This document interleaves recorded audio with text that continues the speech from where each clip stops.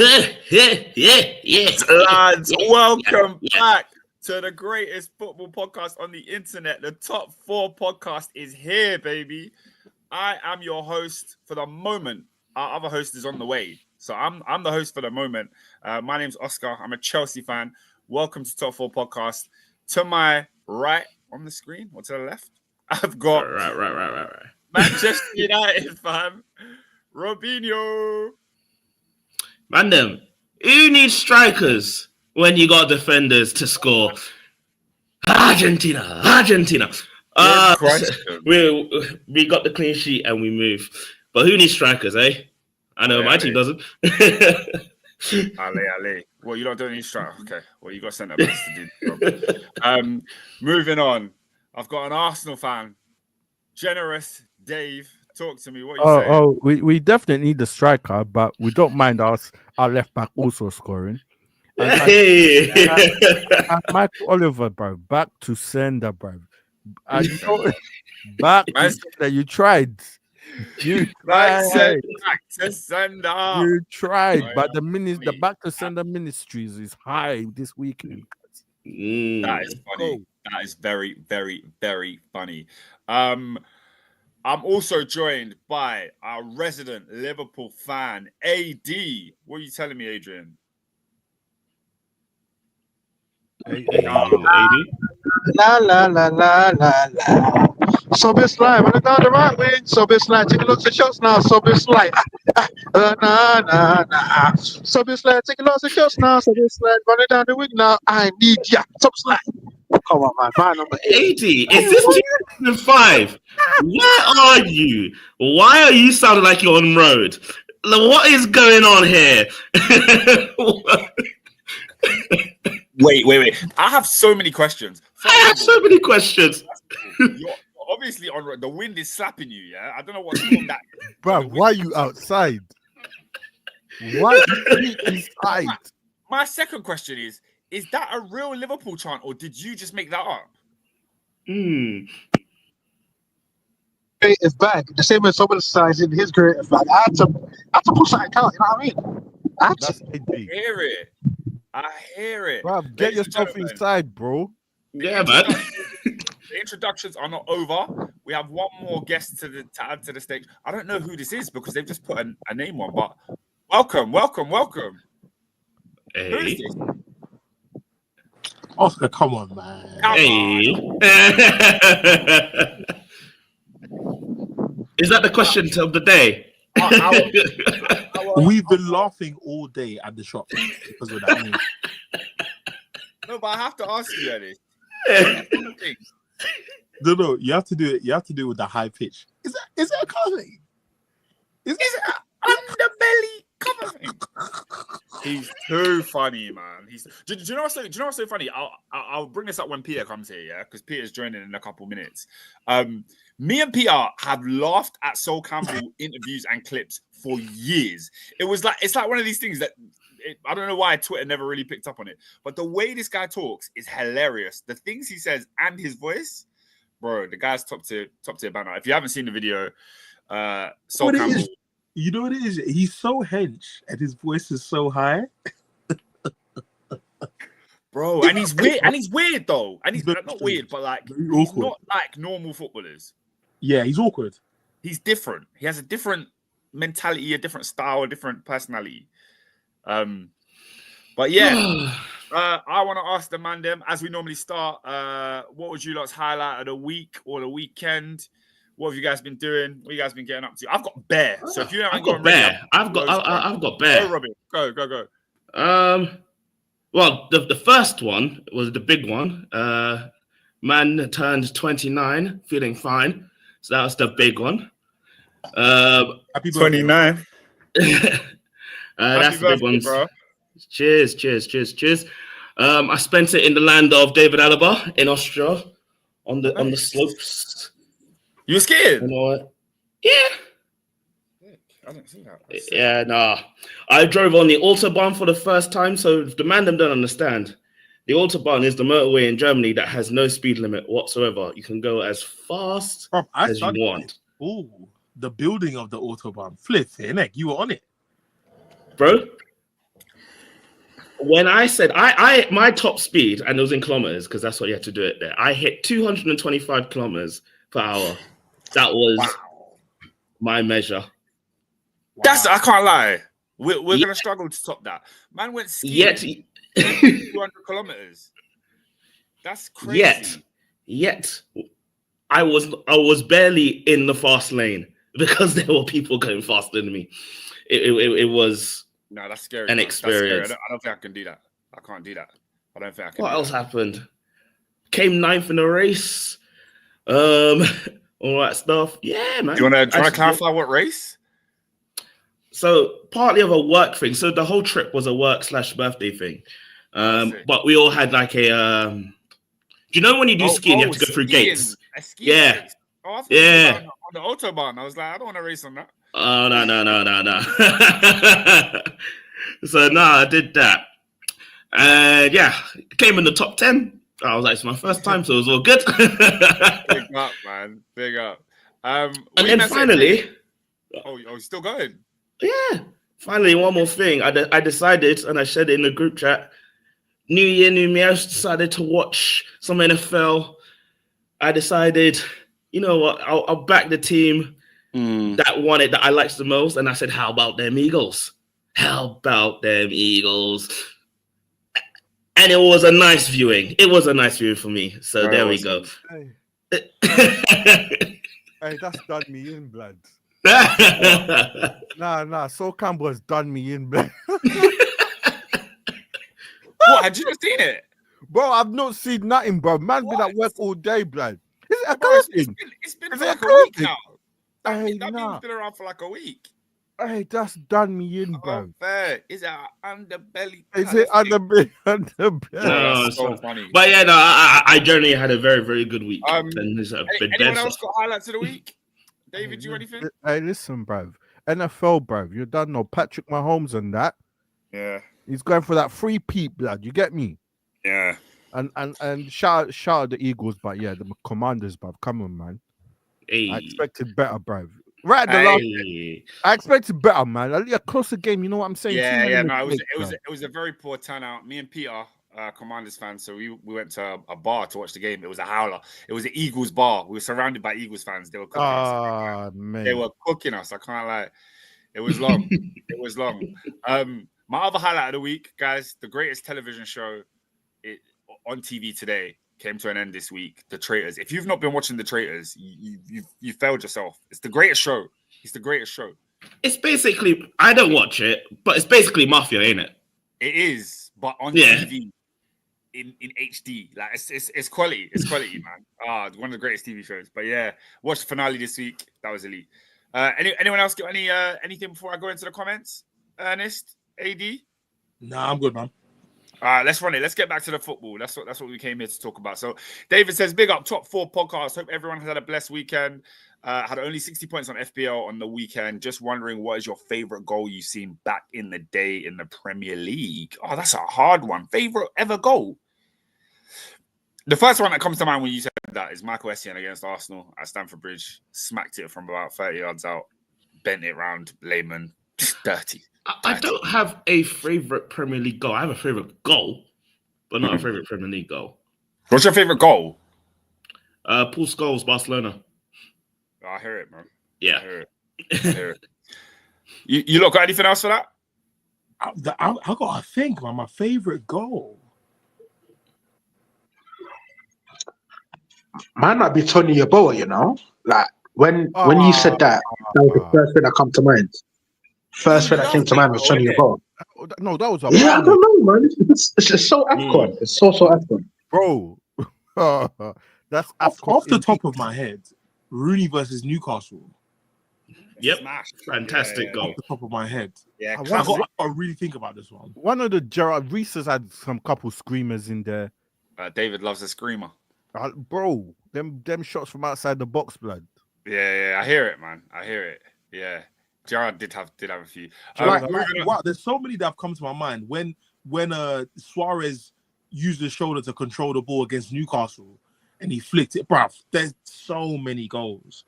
Yeah, I got who scores goals to me that was just aesthetically pleasing. Yeah, Gareth Bale has bear for me. Yeah. Bale against West Ham when he had that, it was like last minute. He just shifts the ball and bangs it top bins. Bro, physics. I won't lie. Do you remember that season? He was taking the piss. Yeah, he was. I won't lie. It was against us, but the SCN one, Stamford Bridge, screamed. Yeah. That's mad. Because I remember thinking, don't shoot. And you know what? Was Andy Gray still on commentary? I think it was Andy Gray. Yeah. That was like 20 years ago. He had sauce, bro. He had sauce to it. I was just He did, bro. Adrian said that was like 10 years ago, bro. We're moving closer to 20, bro. No, it's 20. That was 6 or something. Yo, it was like 07, 06, yeah. Papa Cisse at the bridge as well. That was a mad. I didn't mean it, man. Didn't mean it. Not a good goal. That was a mad. All right, let's move on. Nat says, quote of the day, who got dusted the worst? Personally, Adeyemi ruined Enzo and made him turn into dust. Huh? Question of the day. What do you mean who got ruined the worst? Question of the day is not a question. Yeah, it's not a question. Well, he's asking who got dusted the worst. It's not a question. I don't know what the... Define dusted. That's a well-open question. Well, as in what, paced out or skilled? Because Porro, even though recent, Pedro Porro's up there. What trust are done for him? Yeah, but I assume when I hear dusted, I always think of pace. I think you got Pace. like, if we're going to say that, hey, bruv, that Southampton against you, that player wing against Euro, blood. Salamana. He cooked him. I can't lie.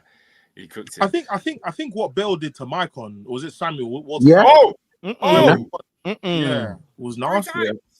Yeah, it was nasty. That's insane. He was old, bruv. I thought he retired that season. I'll tell you a good one. Phil Walcott against Liverpool in the Champions League. He dusted like four separate men. First was Mascherano. He threw Mascherano to the wayside. I think Fabio Aurelio got some. Then it was that Skirtle. That was brilliant. I love pacey wingers like that. Has it done Coughlin? Yeah, that's a good one. Even that, Hazard wasn't even going that fast. That's what I'm saying. Oh, we're saying dusted like speed. Oh yeah, because he spun him. Yeah, I hear that. Because all Hazard did was just like a jinky me jinky. Yeah, spun him. Hey, tear on you on Carragher, bruv. I saw he's got in bed. Well, David, what one? I can think of like 3 separate occasions. There's a few times. He put him no, but there's one where Carragher spins, like he puts him in a blender. Yeah, the one after we lost to Chelsea after we lost the Champions League, after you knocked us out that game, the Premier League game after. Yeah. At Highbury. That's the one I'm thinking of. There's also some FA Cup at Anfield. Sometimes the way he just if it's pure dribbling, Messi on Boateng. Boateng. Yeah. He looked like he got shot. He actually looked like he broke down. Like it was bad. Nah, that's it. Yeah, there's a salmon there. Moving on to Baraka. Big up to the best podcast to air on a Monday afternoon when certain man on this pod will be chilling in Cancun with the rest of us as we watch the Super Bowl, the worst Super Bowl in modern era. Yeah, guys, I might not even tune into the Super Bowl. I'm gonna be real. Hey! What happened 2 weeks ago? You're telling me that I'm not allowed. Blah blah blah. Yeah. What's going on here? You said you were gonna make it. There's so many things wrong. First of all, the Commanders just lost. I'm hurting. I can't see Jalen Hurts in the position that Jaden Daniels should have been in. I can't see it. And then I gotta watch, Kendrick Lamar do the halftime show and call Drake a pedophile in front of the world. I don't know if I want to see that. I don't know if I want to see that. I don't know. David, are you muted or is your mic unplugged? Nah. No, he's live. I didn't hear you. You were talking. I didn't hear you. What did you say? Bro, you're a Drake fan like that. Do you know what it is? You know how I'm a Chelsea fan, right? But when we start talking football, I will talk horrible about Chelsea. I'll tell you that our goalkeeper's trash, our board is trash. We'll talk about it normally. But when it comes to my actual fandom, if Chelsea are playing Arsenal, I don't care about Henry. I don't care about all that. I'm telling you, we're gonna win because that's my team. So, as much as I can be objective about rap, Drake is my guy. It's like the team I support. Do you know what I mean? Man, over your Oscar, yeah. Is that what we're gonna? Oh, that's what they call me. That's what they call me on certain streets. Yeah, it's crazy. My bad. Assad said, I'm assuming that's Assad, is it not? Yeah, I'm assuming. A4D. Why am I saying A? I don't even know. I don't know. Big up you. A4 Big up hide, you yourself. know. He said, my head hot. Maresca really went away to the weakest side in 15 years and treated them like 2018. Man. Listen, we're gonna in about 5 minutes. We're gonna dive right into that game, and I'm gonna give you what I really think. Nat says Sol gave us an all-timer clip. Nat also says Robin turned 29. Is that on his UK passport? Yo. Why would it? Not only that's on my passport. My passport's about to expire. I need to get a new one still. You know what's so funny about the age thing? Yeah, the age shaming thing is that when people do it, you know you're going to be that age eventually. I lie. Like you're going to be there. So I never understand. Like I can understand when people say, "Oh, something happens that could never be me," but when it comes to age, it will literally be you. So no, but it is. No, but certain man are old though. Like Hogan's dust. You know what I mean? You know that's why it's still even worse. I'm like the youngest in this whole group, so I don't know what's going on. Careful, man. You pay that to you. I'm still 24. No, bro. Me and Peter were talking about this yesterday. I don't wish I was born in any other. I don't wish I was born any later. No. Like being younger would be cool, sure, but I don't wish I missed anything in the 90s. I'm glad I was born. When I was 20, so. It's a perfect resting place, though. Yeah. Well, welcome to the show. Our resident Arsenal fan, Peter. How you doing? Cala fantastico, cala magnifico, ole ole, cala fiore. What's going on, people? It's good to be back. Sorry that I'm late, but yeah. No worries, Pete. We're gonna go through quick comments and then we're gonna get into some Chelsea versus City. Nat said, you see, not that guy. I've got 2 Hall of Fame inductees today. I will be waiting to hear them, man. Drop them when it comes to that time. Endo says, I'm looking clean today. Big up. I got a fresh trim and I got a new laptop, so the camera's better. So big up to you, man. Nat saying that is a 3-peat is gonna happen for Mahomes. Big up that. Endo says traitors in 2025. Get real. Peter, tell them about traitors because they're acting like traitors ain't the show. You know what's funny, Oscar? We didn't talk about it. I literally was thinking, I thought we were going to talk about it this weekend. Traitors is amazing. It's a great show. It's a great show. Got the wifey hooked on it as well. She's all over it. So you know. What happened to the brunette, the brown shirts that you were wearing yesterday? What happened? Brown. Yeah. Brown. It's burgundy and gold. It's burgundy and gold. Exactly. Mate, to be fair, he's wearing the colours of the winners, so it's fine. I saw him alive that Robin's giving it the fly, evil fly. Okay, guys, let me speed through because their comments on goals. Endo says Suarez versus Newcastle. Ernest mentioned that one. Yaboa, that was mentioned by AD. Papi Cisse as well. Oh, Dropper versus Everton. What a goal. What a goal. Which one? Like Goodison. Yeah, a couple good ones. We know the Goodison one. Even the Lampard goal that day was crazy. Taha says, big up top 4. Hope everyone had a good week. No big intro today. I don't know what that means. He's not giving it the big one like he normally does. Endo said Mo Salah to Bellerin at Anfield. Oh, the running. When we talk about he dusted him. I think me and AD watched that live. Yeah, and maybe you and Ernest. I was there. And Ernest as well. Yeah, literally. Bro, we've been through it, man. He disappeared. Disappeared. Gone. Disappeared. It was like a barrage, bro. I couldn't believe it. Put your agendas in the building. You got yourself. Baraka says Ovio Oscar. Yeah, bro. Yeah. But he also said, for your agendas also says Maresca can't finish worse than Poch. I had bare Chelsea fans disregard the good form they ended with last season. Yeah. I mean, but too bad. That's one of my end of the season agendas. I can't wait. I cannot wait. Something to watch. Oscar, make sure my cash is ironed. That's all I'll say. What cash?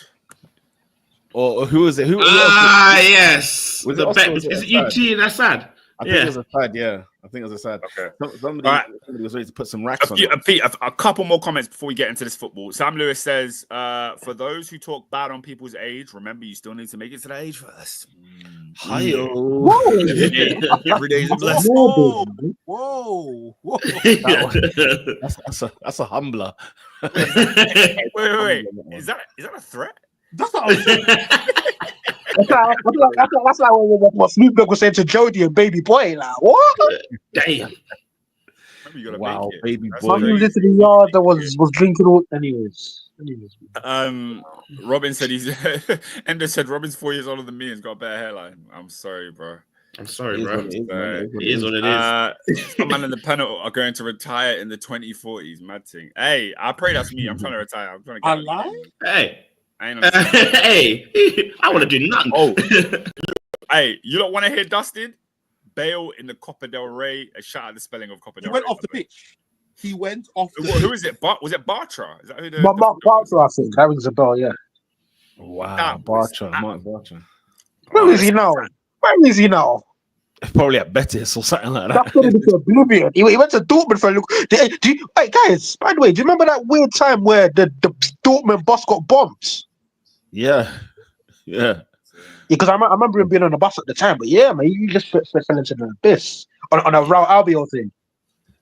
Baraka asked, "Who's your favorite Wonder Unk?" My default answer is going to be Thiago Silva. Oh, To me, it's Clarence Seedorf. Oh, that's a good shout. Clarence. Unk. Gary McAllister. We found him at 35. Yeah, I I saw some good shouts for this on the internet. I saw someone mentioned Edwin van der Sar. He joined Man United, yeah. I think past 35 and won everything. So yeah. JJ Koch is always a good one for me. Oh. I don't know how old he was, but like he just felt like an uncle anyway when he joined Bolton. Yeah, He was just twisting up guys in the league, man. He Hey, played big up. Would you say? I would say Yaya Toure is a highlight for me. He's Yeah, one yeah. of- But he was Yeah. he claimed to be 25 when he joined City. So I mean, you know, He's an uncle. He is an Yeah, uncle. he had a I'm at so Barca sorry. before that as well. At Monaco. Hey, Robin, you're calling him an uncle, yeah? But is it a colour thing?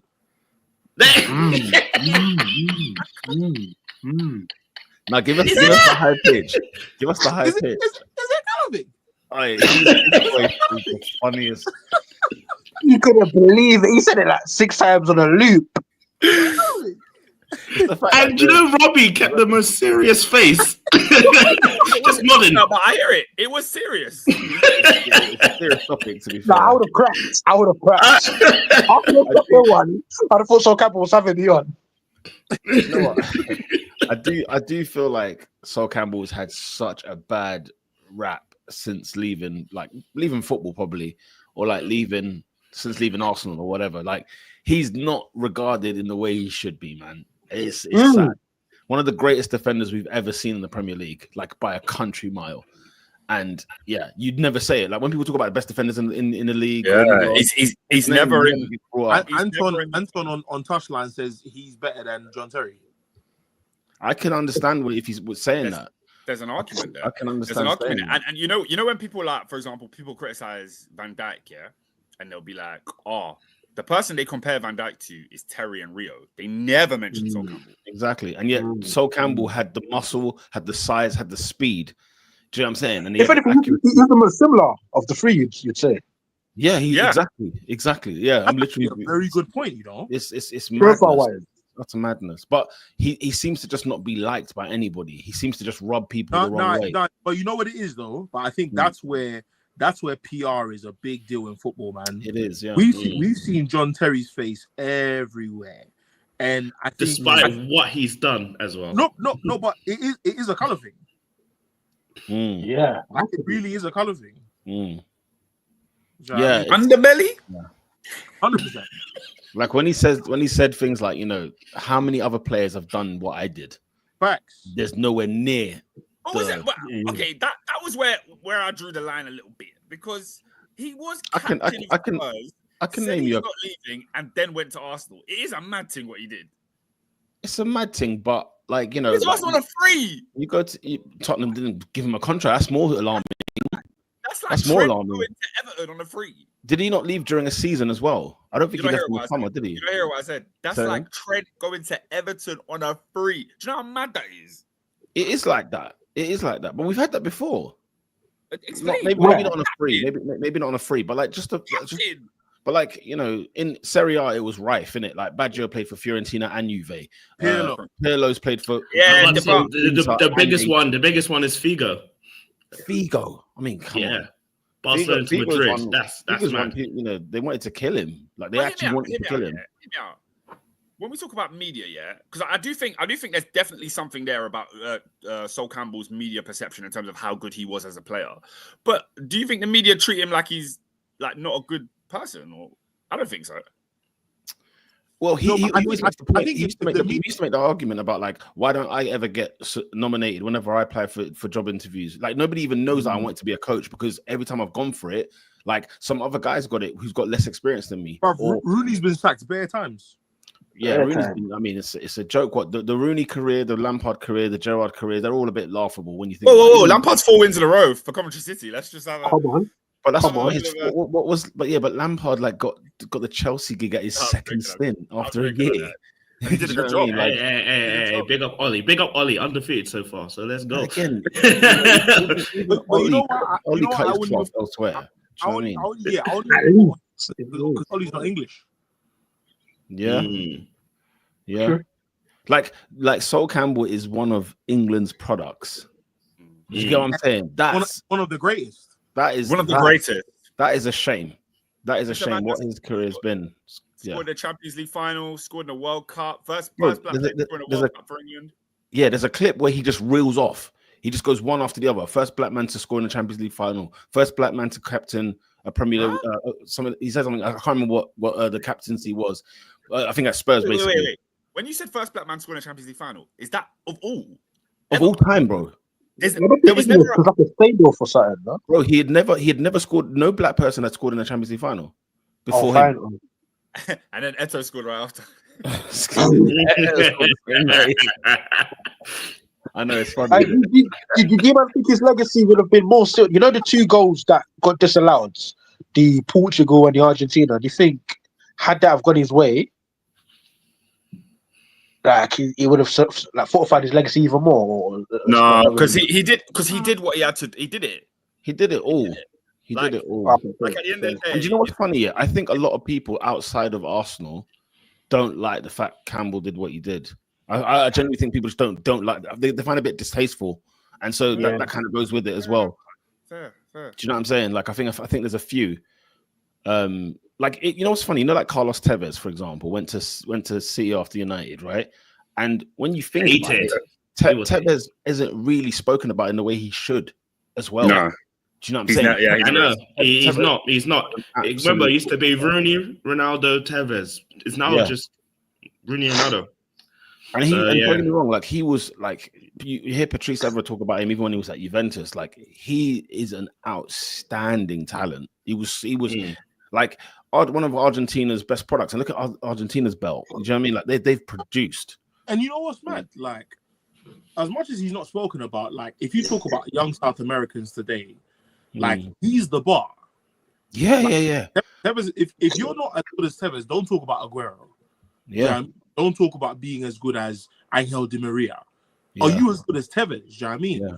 Yeah. Like I remember the guys that came after them. Is it Correa that was at Atletico Madrid, and like these guys never really lived up to the hype. You know what I mean, you look at Dybala. Dybala was the wonder kid. The diamond.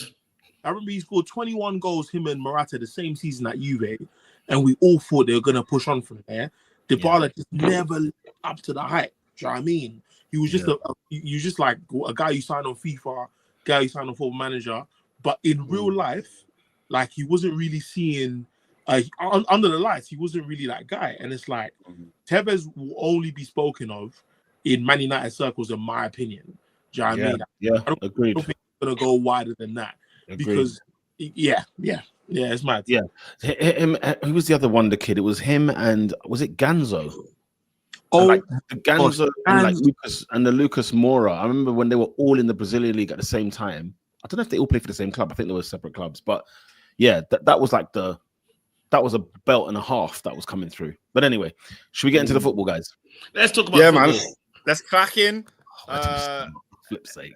Endo says, "Okay, lads, let's tuck into footy talk." Okay, let's kick things off at Molineux, shall we? Huh? Okay. Oh, where did you want to go? No, let's go. Molineux. I mean, Arsenal.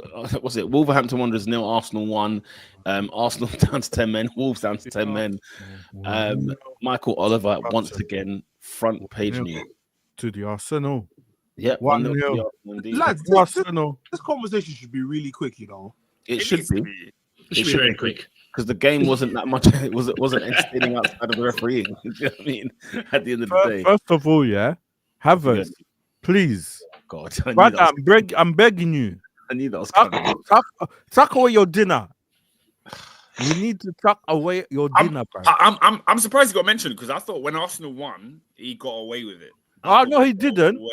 David said, "Don't go anywhere." No, you tuck away your dinner. We're not talking about Mike Oliver, bro. Wow. No, I think you still are. I think you still are. It was a scandalous decision. We're about to have a long Michael Oliver segment. So, but reason why it was 0-0 at the time, innit? That's a game-changing decision. But we had chances before that. You tuck them away. We're living life easy. Put four at the back, 4 in midfield, low block. Easy win. Take the 3 points off you go. But no. Man, I agree with David there. When I look back at the extended highlights, like you do think like you put this game to bed before we even have it. Get those players off. 60 minutes, rotate them, get on the next batch because we got a big week. Do you know what I mean? And yeah, once again we're talking about missed opportunities, missed chances. We're creating a hell of a lot, but it just doesn't seem to do much. But yeah, he missed. Like he's obviously just shot of confidence. I don't know if you saw it, David, at full time. The final whistle went, and he just went on the floor. Like he just laid down on the floor, like absolutely, like passed out and almost famished.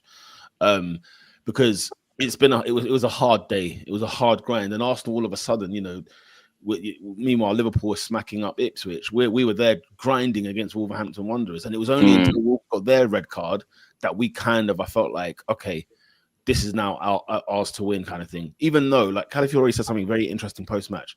He said at halftime, the manager said, do not sit back. Keep going on the forefront. And it was like, it indicated to me that maybe this is what the manager has always been saying, but our players are just not doing the job. Do you get what I'm saying? Like what you're seeing at Tottenham, for example. I'm sure we'll get onto that later. But like at some point, do you think like Ange is actually setting them up this way? Or are the players actually just taking the mick? Like it's hard to decipher. I genuinely feel like the boring Arsenal that we've got to become accustomed to this season isn't by design. And Calafiori's interview post-match made me feel that even stronger because. Do you feel like in the second half when you come out now 10 men, do you feel like Arsenal continued to go for it? 10 men. It didn't feel that way. No, it didn't feel that way. But I think because by maths, we were just outnumbered because I don't remember the ball going down to the Wolves goal often. And if anything, all of our chances really were the first half where we were really like moving a lot. I mean, Havertz, I think, missed 2 chances in the second half, but it was a bit of, like I said, I only watched extended highlights. So it was a little bit like, Wolves had a bit, we had a bit, KG. Can I say one thing? I mean this from the bottom of my heart. You lot are horrible to watch. We are. At the moment, we are. Play a bad brand of football at the moment, and I know it's not who you are because I've seen you this season play good football. Yeah. But right now, it's not good, bro. We're just like I think there's like 15 league games to go, right? And we've got the Champions League midweek, and like it's just I don't know if you saw the rumors. I think the boys are going off to Dubai in that weekend. I think the FA Cup weekend. Meat, trying to eat that meat. That tomahawk. Meat. off the rods, off the thermostat. Hey, that's insane, But I'm thinking like that's crazy. Maybe they're just trying to get to that holiday, to that rest and that warm weather training and what have you. Because Oscar, the reason I think you're seeing terrible brand of football from Arsenal is the fact that we're just not we're not 100%. Like, we're just battered, man. We've played so much football. Again, there's a game on Wednesday. Again, we got City on Sunday. You know, it's a big game. You know, so all of a sudden, everything looks like a sludge. Like it's because it is. Yeah, it looks difficult for you to play 1-2s. Like, I'm seeing whenever the team has the ball, you get in an arc of like frustration, just passing the ball about, and then Declan Rice just says, "I'm gonna run." Like, he just runs for the middle. To make space. He's looked so good the last couple of games, you know. Bro, I thought he was the best player against Wolves. I thought he was really good. Yeah, he was good. But yeah, credit to the team. At the end of the day, like, somebody mentioned something on the post-match, like fan TVs and stuff. Like, we need to give our defenders a rest, man. They have been carrying us through this period. You know, like, we've been drawing games and we've been winning games, and we haven't lost a game. I think we haven't lost in 13 in the league in a row. So, like, there comes a point where, like, even the strain on Saliba and Gabriel, like, can you just keep the ball down the other end of the pitch so that these boys don't have to work as hard? You know, Timber, you're not conceding as many chances though. Because I think we're working incredibly hard in defense, because our midfield hasn't looked great. You know, in the past month or so, the midfield hasn't really looked that amazing, and I feel like that's just down to the fact that Gabriel, Saliba, Timber as well, like, and Skelly, you know, Miles Lewis Skelly is like, they're just literally stopping traffic. Any traffic that occurs, they, you know, literally, like in the Miles Lewis Skelly situation, where, you know, he tries to just break up that play. We do a lot of that. We do a lot of breaking the play. You know, more time than not, we win the ball and it's not a foul. But like, Thomas Partey in midfield has been really good this season. I know Lola was sort of rinsing him last week, sorry, but like, I think he's been phenomenal because he's been stopping all of that traffic. Now he looks tired and he looks like he's not got any legs to move, and he seems to be in a different position all the time. But yeah, as I said, we look good, but if it's not our defense scoring, and I mean, I'm always conceding, our attack is now not scoring. It's like bringing all the pieces together. So this one's on. If we don't win the league this year, this one's on Arteta, mate. You don't think you can put it on injuries to, you know, Odegaard, Saka at key moments? Yeah, but mate, you knew last season we went with no injuries. That wasn't going to happen again. So listen, it will come down to who can score enough goals. We're not conceding. Liverpool's not conceding. Yeah, Oscar, I think to be honest, yeah, it's what you can do when the inevitables do happen. Do you know what I mean? Like, you know, you're going to get injuries to at least one key player per season. You know it's going to happen. Do you know what I mean? And Saka, by the grace of God, has been allowed to live the last 4 seasons. This year, it was on him. Do you know what I mean? Like, this year, unfortunately, he bears the brunt. Do you know what I mean? So I think this year, I'm not going to sit here and say that it's Arteta, but I'm not going to defend him if they don't win the league. Because ultimately, I think this is the one year I look and I'm like, City really open Yash. They really did open and said, the league is for a red shirt. Which one is it? Which one are y'all? Which one is it? What's that Trey Songz lyric? Which one are y'all? The thing is this, right? If Arsenal do not strengthen in January, I mean, it don't look like it. It don't look like it. 5 days. You got 4 days actually. It's not happening. I've settled it in my spirit that it's not happening. The window shuts on the 3rd of February. I found out it's not the end of January, but okay. Yeah, 3rd of February. God, I think woke nonsense. It's because what do you mean the January window ends in February? It ends February 3rd because there's a fixture weekend. Like there isn't always. There's always been a fixture weekend on the transfer deadline. Why couldn't they just close it on Friday? Because it has to be a business working day, so they've chosen the Monday. Like Friday's not a business working day. I mean, press conference, you know what I'm saying? Media duties, you know. Listen, I don't know. Farce, mate. It's a farce. But listen, if we don't strengthen, I think it's purely down to the fact, because you could say it's on Arteta, but I think if we don't actually strengthen, I think that's because we don't actually have the resources to do so. What is on Arteta is is the people like Emil Smith Rowe, Fabio Vieira, and so on. Yeah, but if it's about bringing people in, clearly it seems like Arsenal actually just don't have the money. Wait, he's made it clear in the press conferences this week that he wanted a striker.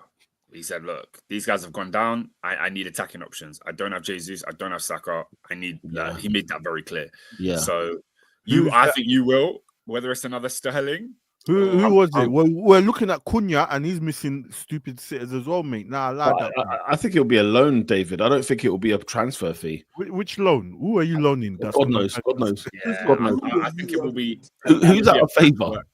Who's out of favour at Chelsea? Is it Joao Felix? Guys, are there any like late January transfers that end up turning out good? The only one I can think of is probably Suarez. Arshavin for us, to be fair. Arshavin was good. That one, they extended the deadline for you, didn't that they? one came February 20th as well. You know, a disgrace. But Pete, let's be honest. There's a big talking point in the game that everybody wants to hear our opinions on, I think. Miles Lewis-Skelly sent off for a tackle on Gomez. What are your thoughts? It's a farce. Thank God we were at church, innit? Yeah, we're at the church. He said, "Thank God we're at church." For real. No, for real. For real. Because I was meant to do we won the game. The license shoot that was pending. Yo, I was gonna do a little TikTok thing, but I said I was too tired. I went to bed. He's received all that abuse. I'm like, all right, cool. I no need to top up. But it's farcical, mate. It's corruption, David. Let's call it what it is. Let's cut to the frigging chase. Okay, the refereeing is bent in this country. They're all corrupt and bent. Michael Oliver, especially against Arsenal, is corrupt and bent because this is a referee who was at the Arsenal Man City game last season. Kovacic does his thing, and the compilations came out quick. By the way, they did. Arsenal fans are detectives. We know how to edit some videos, okay? And the process there was we don't want to ruin the game, right? He didn't feel like he wanted to go ahead and ruin the game, giving a player a second yellow. We talk about the Martinelli one, which by the way needs to be investigated now. It needs to be investigated. Like Michael Oliver's decision making in some of these situations, Martinelli, Kovacic, and Miles Lewis-Skelly, and even bring on Gomez, who got a second yellow for his challenge that was worse than Miles Lewis-Skelly's one, right? And an investigation needs to go into, like David Coote's been done over. Michael Oliver's next. We need to get into this guy because there is no way. There is no way. And the worst thing is, how is the governing body backing him? This is the thing I find madness, guys. And this is another reason why I said I am done with VAR. You can get rid of VAR because at the end of the day, you lot can tell me all you like about the technology being right, but the people are the ones that are the wrong thing. Listen, this is life. They are all gonna be wrong because we've got a governing body that's backed Michael Oliver's decision. Okay, talking to me about studs up above the ankle. We're just throwing new information as to what a red card is anymore, right? We're just adding new stuff. Okay, who did I see? Was it at West Ham? The West Ham Villa game? There was another one. Somebody just stood on a player's foot and didn't get nothing. So like I think we have to call it what it is, David. Be straight and direct with it because you're a straight and direct guy when it comes to Arsenal and talking about title challenges and whatnot. This is corruption. It's bent. They are doing. Michael Oliver's doing it on purpose to Arsenal. It's doing it on purpose. It's like the other one, like the Anthony Taylor one as well, isn't it? Like I looked at it. David, look at our decisions away. I looked at look at every single red card. The one that you could probably argue, and the reason why it would even come back into disrepute was Saliba's one at Bournemouth, because the very next day, was it Tosin Adebayo? I think it was Tosin, or was it Badiashile? One of them took down Jota on the halfway line, right? Nothing. It's same thing as Saliba's one. So at the end of the day, all the decisions, all the red cards we've had, guys, like it's not even funny anymore because we've got VAR, for goodness sake, to overturn these things. We've got VAR to have a look. And it's the fact that in the same game, Michael Oliver gave what's his first name, Gomez? Is it Joao Gomez? Gomez. Okay, Joao Gomez, right? He gives him a yellow card for that second challenge. It's worse. It's a joke. It's a joke. And you know what his first yellow was kicking the ball away. That was his first yellow card. And it seems like we pick and choose when those yellow cards come into play. Consistency there at least. Huh? Consistency there at least. Is that consistent? I hear you still. No, and you know what, Peter? This is why I don't celebrate nonsense when, like, for example, Man City, Man United, when Rashford was offside and they allowed him to go, they had did some madness. Like, I called it out all the time, like, yo, Yeah. this is a mad thing, bro. I remember that one. Yeah. Because I mean, mate, ours is a joke. Yeah, but do you not care? Bro, I care because it keeps happening. because it's costing. Ernest, this season I care, man. It costs leagues. I can't lie. We're getting done over. No, guys, there's one thing to say, like Arsenal need to do this better, they need to do that better, and your players need to calm down and control themselves. We're getting done over. Like, it's actually happening before our eyes. And the fact that I think it's our first win with 10 men in those, I think, 5 or 6 red cards we've had this season. It's the first time we've actually finished the game with 3 points. And that was purely because Wolves went down. Yeah, because by the way, let's have it right. It's purely because Wolves went down. Like, we are getting screwed, mate. We are getting screwed. So that's why I care, because it comes to a point where can I allow mistakes to happen? Yeah, sure, okay, fine. But I thought that's what VAR was for, was to not allow mistakes to happen. Because the reason I ask is because we're going to be here next year. Yeah. Sue the lot of them. I asked about Screw this them. because unfortunately, that's my campaign of saying fire all referees, because I agree there has to be some sort of all referees. Oh, but Robin, if there was no VAR yesterday or Saturday, but that's my point. Because hang on, Robin, 1 second. If there was no VAR and we had a mistake like this, guess what? We would get over it. We would be over it by now. But it's the pure fact. I would be over it because we've seen, bro. I watched my team go 49 games unbeaten, and game 50 they went to Old Trafford, and that scandal took place. Yeah, so we can get over it. But what I'm saying is that at least I can say, human error. Let that be the reasoning for me. I'll have more peace of mind that you've messed up a decision because of your incompetence. This is corruption. No. But that's my point. I'm agreeing with you, because what I'm saying is that we all saw it. We said, how is this a red card? The fact that the people in the booth are agreeing, it has to be corruption. But Robin, it has to be. The PGMOL, right? Not the referees. They have them. Yeah, so I'm agreeing with you. It's corruption. Because how is this all agreement? You said fire all referees. But if the governing bodies are defending this, the ex-referees, I include them if I'm very honest. I think it's more them in it. Yeah, all of them. Incompetence than corruption. It's corruption, Oscar. It's corruption. It's bad. This is bad. But Oscar, you've got ex-referees on TV who said it's a yellow card. They all said it unanimously. Even the commentator, you watched the match of the day, the commentator was like, "Oh, it's a red." Nobody could believe that it was. Nobody could believe it. And Oscar, if you've got video footage and you've still gone with your decision, and then the PGMOL backs you, that is called corruption. That is corruption. It's not a mistake. It's not a human error anymore. We've gone beyond that now. So what was the PGMOL statement? Oh, guess what their stance was? Their stance was, we cannot have the abuse that Michael was receiving with his family. That's what I'm saying. Damn about his abuse with his family. That's true. That's fair. I don't care. I actually don't care. That's not what we're here for. It annoys me more when they come out and apologize. It annoys me more. No, because at the end of the day, like, you can transparency, bro. No, you know what it is, guys. Yeah, the reason why the family thing, I see what Peter's saying is because, like, that's 100% pure distilled gaslighting. Like, you're using a man's family to take away from the fact that some guy, there will be some bad apples in fans who will say "suck your mum," all this other stuff. Yeah, but the actual point is you're being criticized for not doing your job properly. Because when these fans go home or go to work, they will be criticized for not doing their job properly. The Premier League, for me, wants the entertainment that comes with inconsistency and corruption. I said this 5 years ago. It does. They want the entertainment.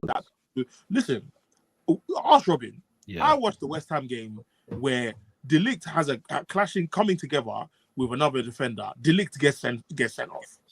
Bruno Fernandez's foot touches the hem of Maddison's shorts.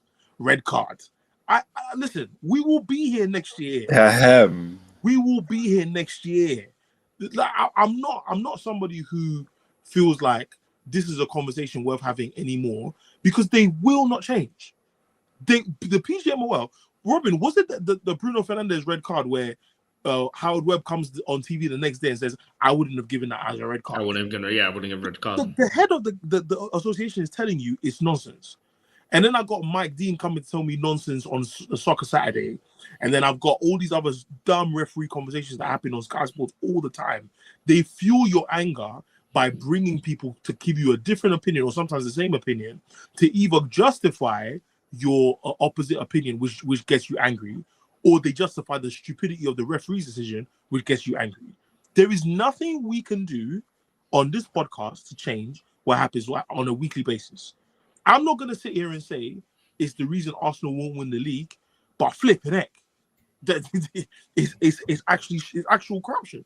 But it's pathetic. Honestly, I want a thorough investigation into the integrity that is Michael Oliver. I need it because it's too many situations. I've got 3 off the bat of what he's done to Arsenal alone. Never mind what happened at Anfield. Is he not head ref as well? I don't care what he is, Robin. I don't care. No. What I'm saying, that's even worse. That if the top, even if he was in the country, if he was a junior, he needs to be investigated and sacked. Yeah, it just needs to be sacked. Like we need to go. You need to go. You need to go. And then everybody, Jamie Redknapp. I mean, Jamie Redknapp is a clown at the best of times. But the fact that he said that Michael Oliver is the best referee we have in the country, he's having a laugh. He's having an absolute laugh. Michael Oliver is nowhere near the best man. And you know what it is? They said it for so long. It's that whole thing about you tell a lie so many times it becomes the truth. We've heard for years Michael Oliver's number one, and I'm like, what makes him that? Is it because everyone else is trash, or he's head and shoulders above everyone else? And I'm like, it's nonsense. But they believe it. They believe he's number one, therefore he's number one. Did you hear him what he said? He said, if I played one last game, I want him to be my ref. I'm like, who says that? Who says that? Who fantasizes about a referee that you want for a game? Weirdos. It's a farce, mate. I want him to be my ref. The thing is, like VAR is making me more angry about these decisions. VAR makes me more furious about this because like the fact that Bruno Fernandes, for example, his red card got overturned against Spurs. There is your problem. There is your problem where you've got cameras, you've got video footage, you've got everything. Yeah, everyone's like, "Yep, check, all good." Wait, hold on. And then the days after they overturn the decision. Wait. So that's a fallacy. That should happen under any circumstance, Under no circumstances. All those layers of officiating be wrong. It's so bad. Who overturns the decision? We have to appeal. No. But I'm just saying, who overturns? So the club has to appeal to the FA, I believe. It's the FA that. Yeah. No. The FA need to come on their hands and knees, groveling to Arsenal. I say it shouldn't even be a discussion. And also, no, guys, let's be honest, right? Miles Lewis-Skelly, he may have lost his Arsenal shirt. Because guess what? 18 years old, playing out of his skin, out of position. He gets sent off. Guess who goes to score the winner for Arsenal? Yep. The bloody left back he's replacing. Bro, these referees unscrupulously ruin lives, ruin careers, ruin legacies. I've had enough. Poor boy. You know, I've stopped having enough. Arsenal to come on the ball. Do me a favor. I've stopped having enough because I've been angry at them for years. Mikel said when Mikel was asked after the game, he said, "What was your thoughts on that?" He says, "It's clear and obvious. I don't need to say anything." And then he was like, "Are you gonna appeal?" He says, "Hopefully, we don't have to appeal." That's how, like when you're so right about something that you just don't even have it anymore in you. I mean, how many times has Mikel had to come out after a scandalous refereeing decision? It's been happening.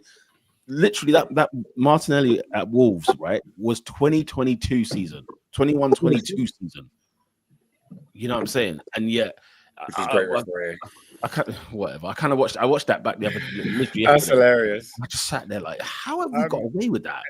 Sam Lewis has put up a really interesting comment. He said, "What's worse is VAR could have overturned the second yellow." This is for Gomez, the Wolves player. He said they could have overturned the second yellow to make it a straight red. Yes, Oh, Can do. They can do. Yes, it's the same impact on the pitch, but off the pitch, I swear a straight red comes with worse consequences. Yes, the ban is more lengthy when it's a straight red. Now, if they're going to deem that Miles Skelly's studs were showing above the ankle is why it's a red, then why would that not be the same case for Gomez? That's Oscar, exactly what it is. why is there always a new rule added? Why do we find new information about a new rule in the type of sending off? Halfway through the season, by the way. I've got to agree. It always seems to be Arsenal. The new rule always seems to be implemented when it's Arsenal. And you know what? We criticize and we call them conspiracy theorists and we laugh at them. But bro, it's so flagrantly blatant in our face. It's a conspiracy. That's why on Saturday I was on my hands and knees. I wanted Arsenal to win that game. I'm in a title race with Arsenal, and I wanted them to win that game. That's how farcical that officiating was. I'm not gonna lie, that's crazy. No, that's not but crazy. That's crazy. Ernest live in the living colour. In fact, Ernest, I didn't even see it live in the living colour. I'm saying, okay, red cards. So I've got to investigate because I'm like, okay, it must be something. I've looked at still images, and then I said, hang on a minute. This is it. Oscar, This is the red card. Comments in the group chat said, "Am I the only one I watching want this?" Arsenal to win. Never circumstance I want Arsenal to win. Never. No, this is the one for me. This is the one. Never. There is Never. no scenario I want Arsenal to win.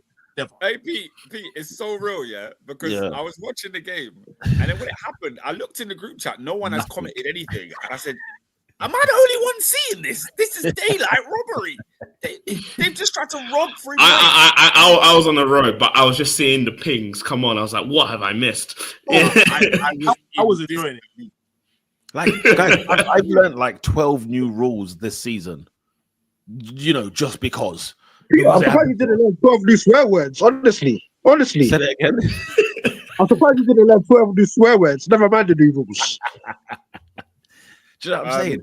Last point on this footage, and it said automate refs. AI needs to step in. We watch the game for footy, not for the refereeing. Mike Dean being a thing is what's wrong with the game. Non-essential workers, out they go. It's crazy. Like, you know, was it Diallo? If we're thinking about automating offsides, that's a key function of linesmen that has just gone away. And like at the top level, I think this game could be refereed without that as many refs as they have. Oscar, I remember when Wenger was furious in Champions League games, and he said there's a fifth official, right? The one that's at the goal, by the goal, yeah? And he would miss things. And they would miss things. And he used to come on the press conference and say, "What is the point of the fifth official?" And it was like because he was missing key things in the game. Guys were coming off their line in penalties. The guys watching the line and not calling it. You know, it's crazy. I'll just add on this here. If this referee thing is not going to get better, I think we need to diversify, because it just seems there's always a certain race from a certain place. Is that a colour thing? I think it's a colour thing, mate. I want that high pitch, man. Give me that high pitch, man. So Campbell, man. Give it to me. Guys, like on a no, real, really, no. I'm being dead serious. Wait, Pete, what did you put the title of the podcast like on the thumbnail? I put it's a disgrace. Oh, Pure fair and enough. simple. Pure and simple. Yeah, I think we should change. Yeah. It's not even like you know, like Arteta swindled his way out of disgracia. No. Let's call it flat out what it is. You're bent, corrupt, and disgrace. Refereeing is yeah, we need to diversify, blood. So the referees are like Drake. Here we go. Yeah, perfect example. Perfect. Okay. Man like Lawbury, you know. Lawbury.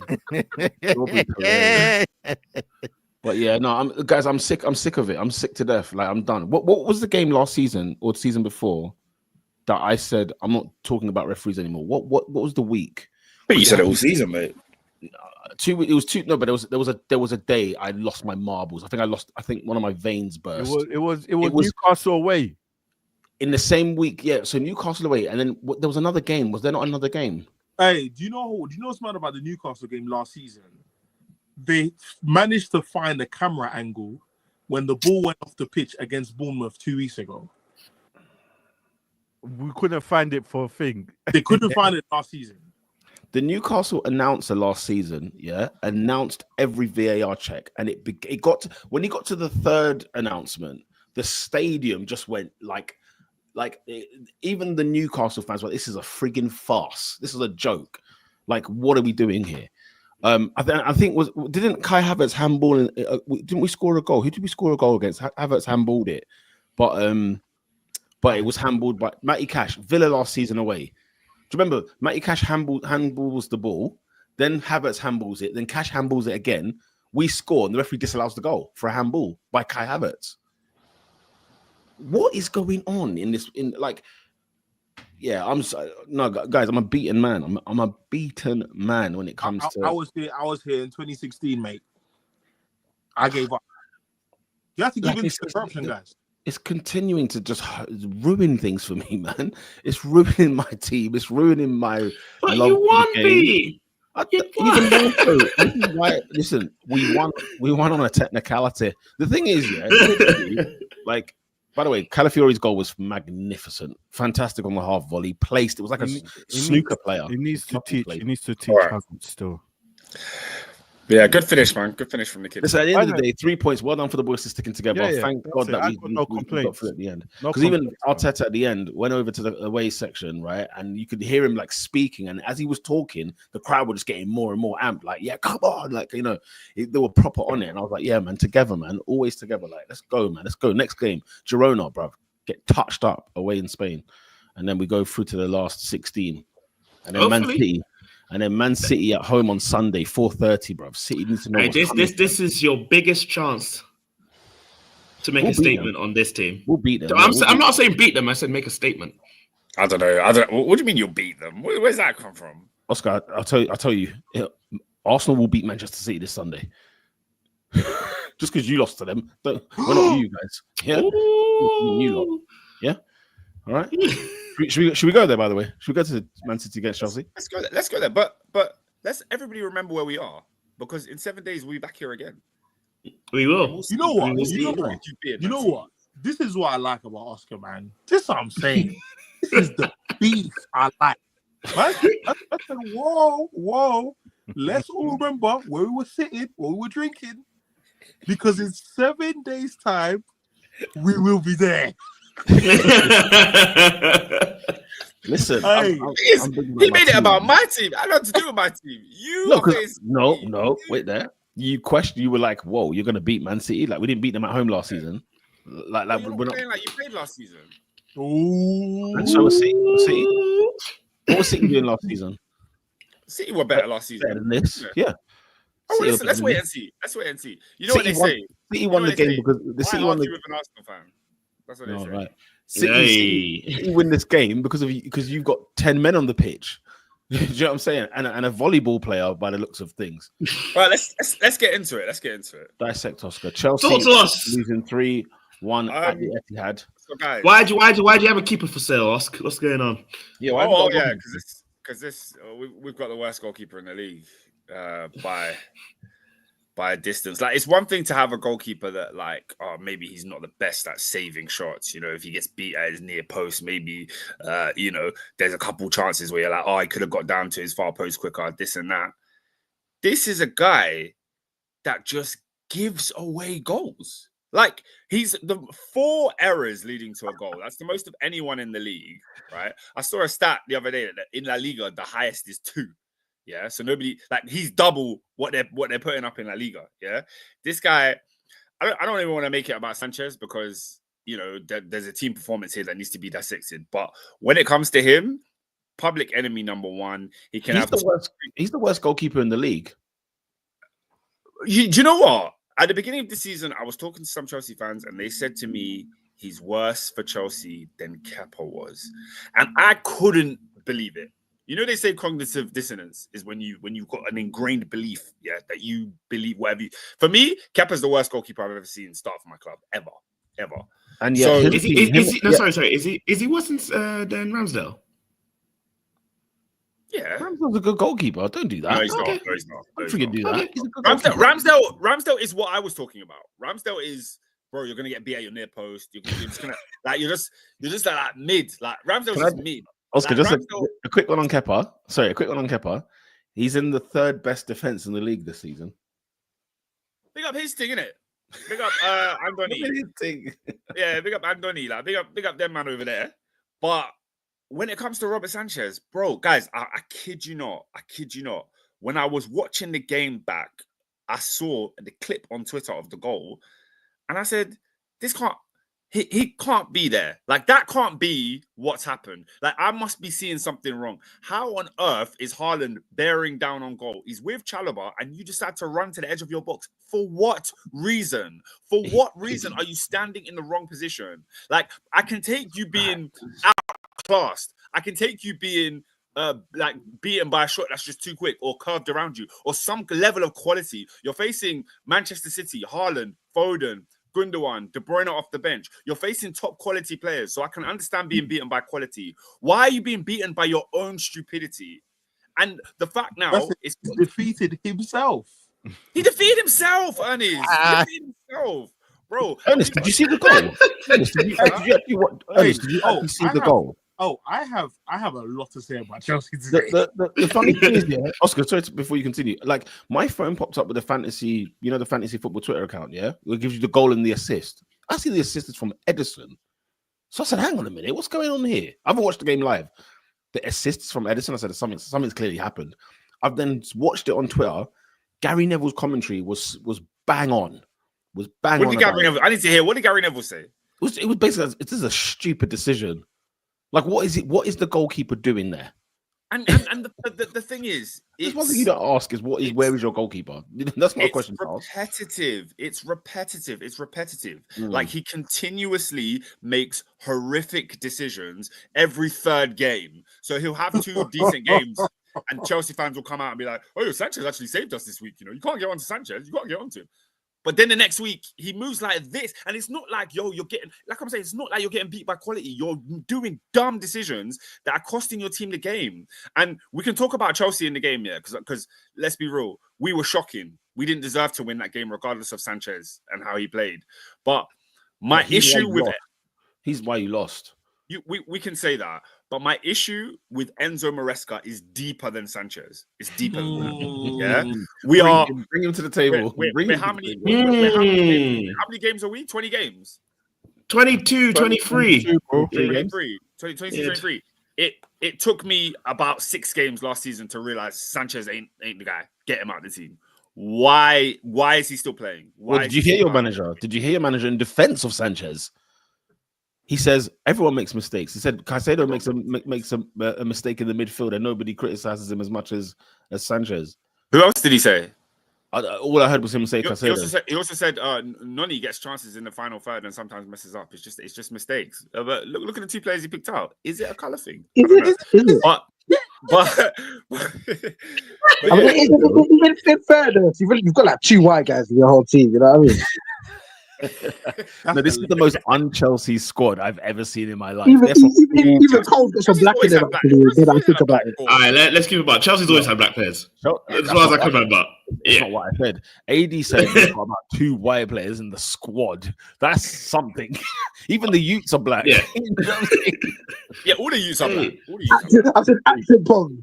What happened to Alfie Gilchrist? Where is he? Yeah, but he's on loan at Sheffield United. He's never played for Chelsea. You got with him front bar, then you brought him back. Yeah, guys, oh my goodness. Oh, okay. Let's start there. Chelsea went into the season with Fofana and Colwill as our 2 starting centre backs. Now you all know that is not good enough to challenge for any title. Absolutely not. Yeah, both of them can be as fit as a fiddle. Top form, the best seasons of their career. It's not good enough to challenge. You know that's what guaranteed with Fofana as well. So when one of them goes down, you bring back from loan the kid that you banished in August and told him, don't come on the tour with us. You ain't getting on the tour bus. You ain't training with us. We're now going to call you. You're playing every week at Palace. We're now going to call you back so that you can come in here because we've realized that Disasi's whack. We've now clocked it. Chalobah's a man of God. I tell you now, he went and prayed and fasted when he went to Palace. Yeah. His situation actually turned around. You know, like my life has changed. He turned my morning into and he comes back quoting scripture every time. He's wearing the number 23. He put up Psalms 23 on his Instagram. Bro, He's he was a child of God. on a Joseph thing. This guy was in the scriptures in the wilderness, bruv. Yeah, it doesn't make sense. It doesn't make sense. But let me. Sorry.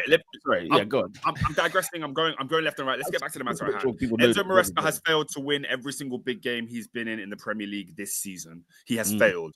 Opening day, we placed Manchester City. We lost. I gave him the blast. I said, look, I was going to bring that up. You gave him the pass. You gave him the full-on pass. Yeah. But guess what? Guess where I didn't give him the pass, all right? We moved on to Liverpool. We played very well against Liverpool, and we lost. We came up short.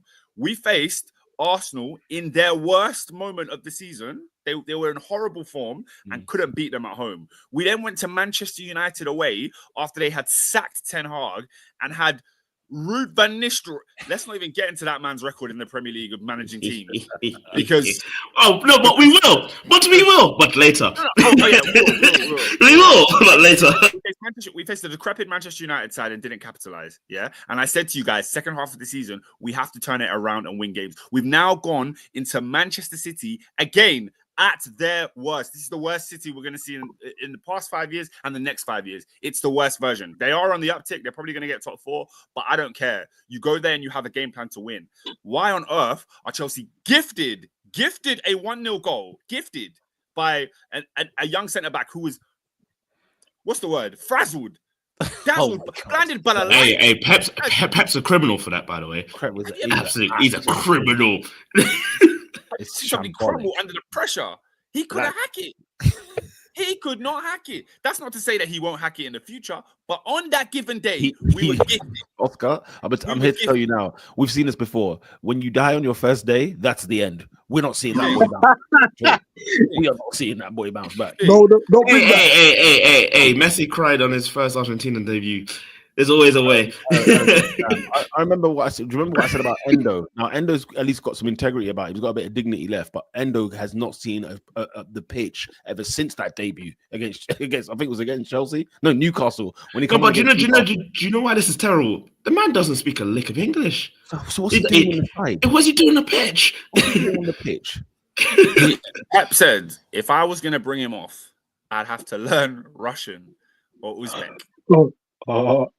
That's how I would have to communicate to him. So Guardiola and Manchester City have bought a player that no one can talk to. No one. Bro. Yeah. So, I can do what I want. That is crazy, guys. Do you hear what we're just saying? Like, they can't talk to the kid.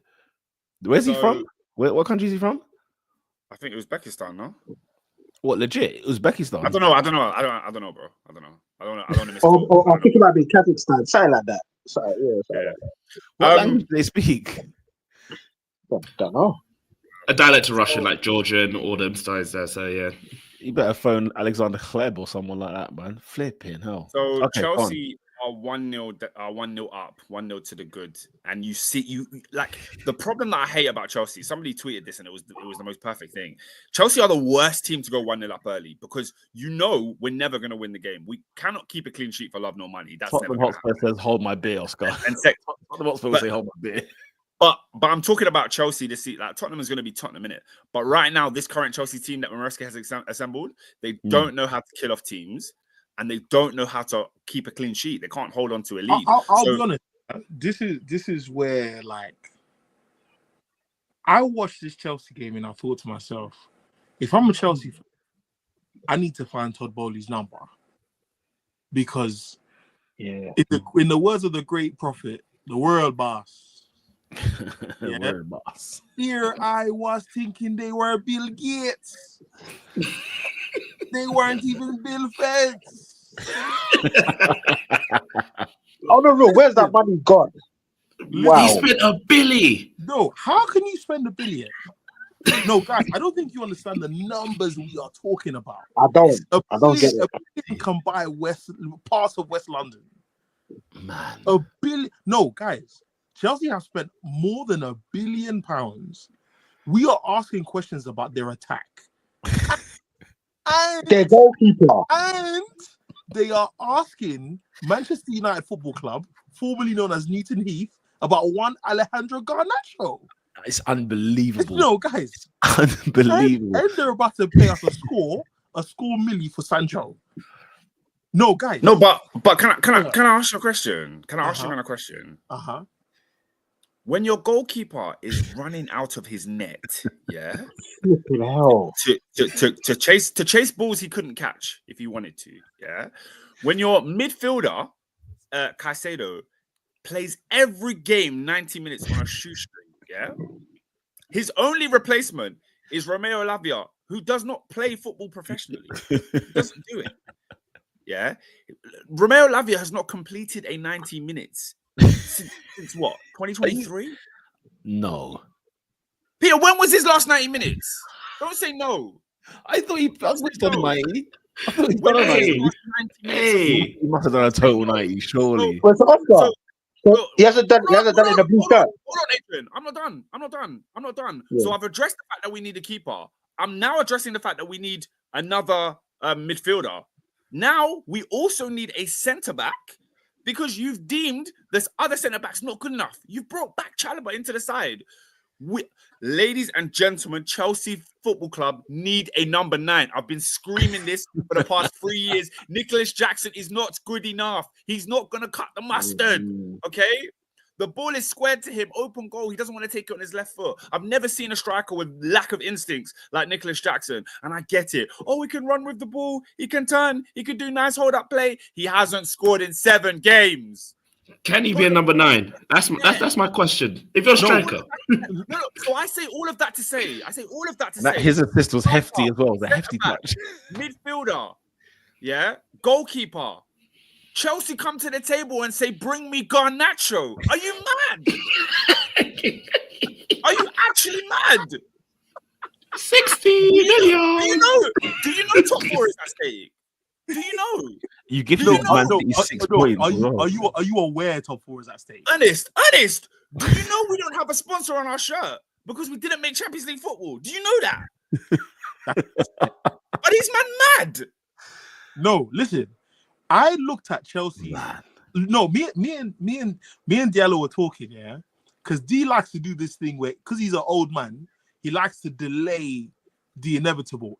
I'll prophesy something to him months before, and he'll be like, "Nah, you're being harsh. And in 6 months' time, he'll be like, "Hey, Ernie, you were right." You know, I said, "Brother," I said, "The Sarsi, Tosin Adarabioyo, Wesley Fofana, Axel Disasi, Levi Colwill, I'm so sorry. I am so sorry. None of these dons are ready for Wednesday night football, Tuesday night football. They're not. Absolutely. They're not. Yeah? Jadon Sancho. People were telling me, oh, and you're going to regret it. You're going to regret it. United's best player has gone to Chelsea. Me and Robin were telling the man them. Once United fans get to the point where they are happy to sell a player, other people rate, guys, it's over. You know what? Jadon Sancho and Bernardo Silva are the same guy. They can keep the ball well enough for you to not notice they're not being as effective as they could be. And so when you see a man that's tired, you think, yeah, he's a baller. Brother, I'm asking for pause. I'm asking for penetration. Them man, they are spinning. Hey, yeah. These Andre Gomez looking youths, bro. I'm sick of it. Elegant nothing. Hey, Adrian, I'm gonna pay for your next stream when you see that Adrian Gomez. Yes, that's exactly what I'm talking about. They look tidy, but they ain't doing nothing. They're the opposite of the coin of these Jordan Henderson dolls that run around like they're doing something, but they ain't doing nothing. they're a gourmet Scott McTominay. Gourmet. Yeah? Listen. And then we get to Chelsea's attackers. Guys, Noni Madueke, I think if it's not been said already, I've pulled my stock. I'm not invested in the youth as much. Even though I think the manager is shooting him in the foot. I think the manager's not helping him, yeah. But flipping heck, it's a bit mad up front for Chelsea. Todd Bowley needs to be put in jail.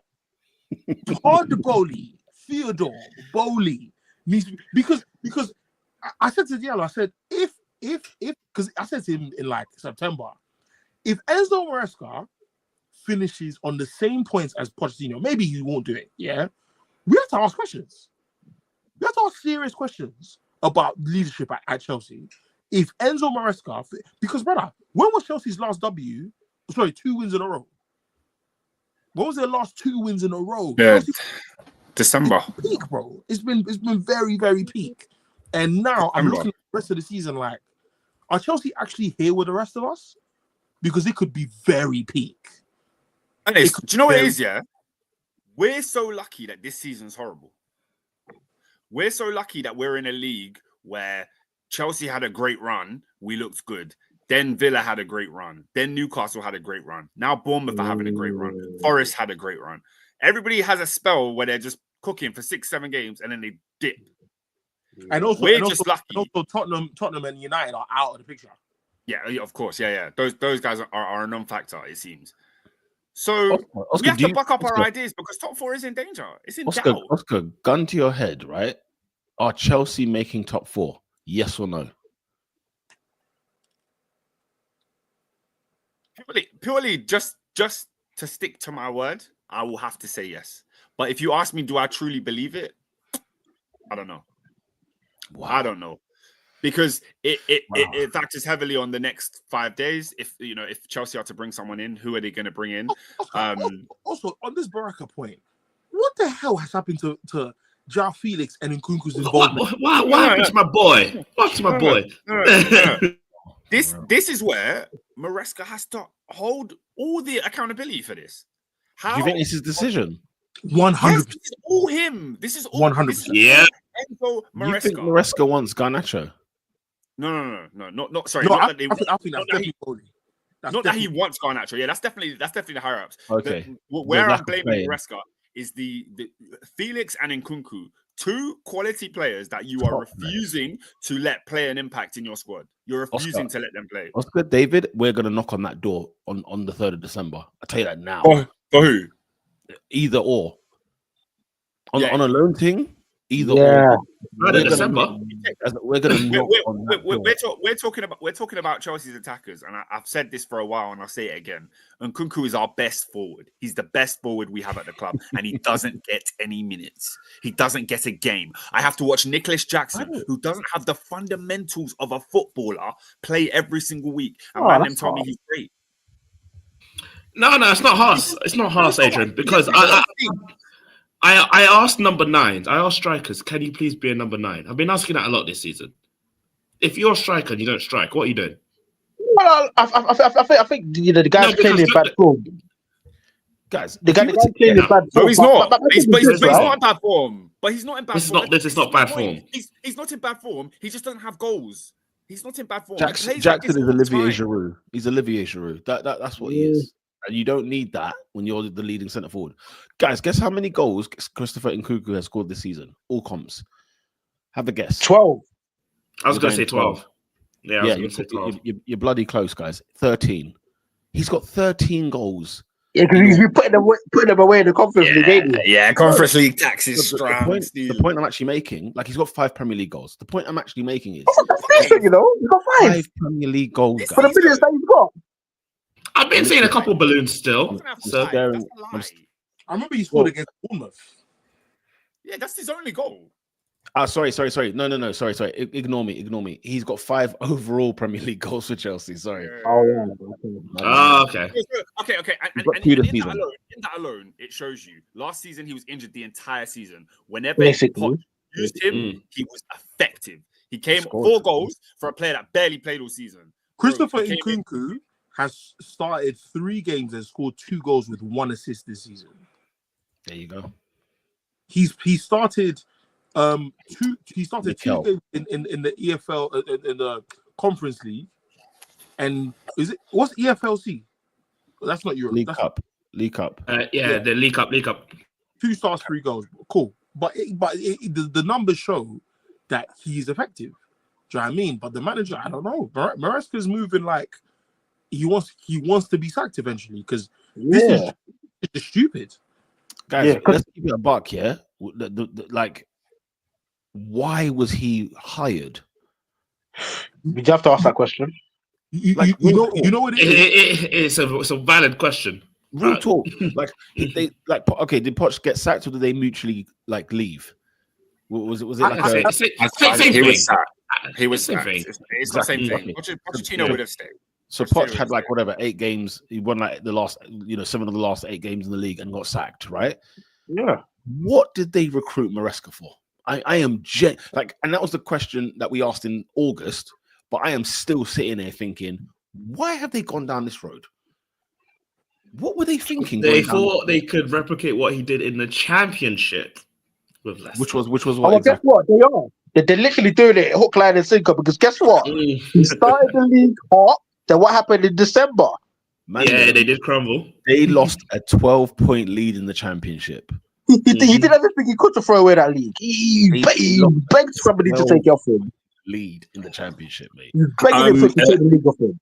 Anyway, let's move on. A says, this is my issue with Maresca. He's got people thinking Palmer is a fraud.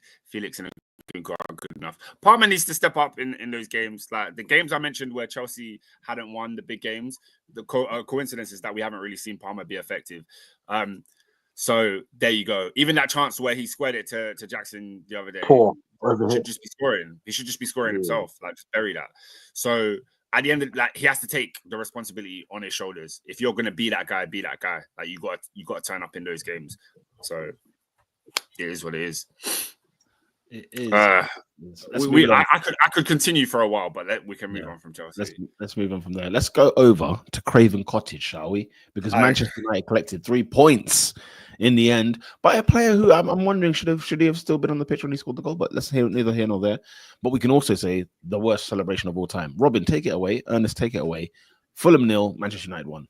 Oh, whoa. We've seen some funky celebrations in this season alone.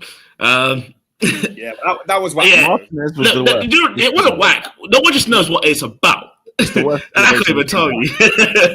Let's have it right. It's the worst celebration this season. Also,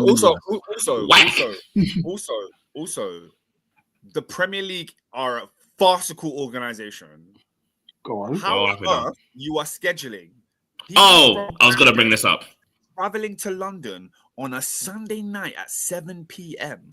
to disgrace. Put that dross on television. It's a disgrace. It's a disgrace. But it's Klopp's fault, isn't it? What's the bigger crime? Watching United or having United at 7? 7? I had an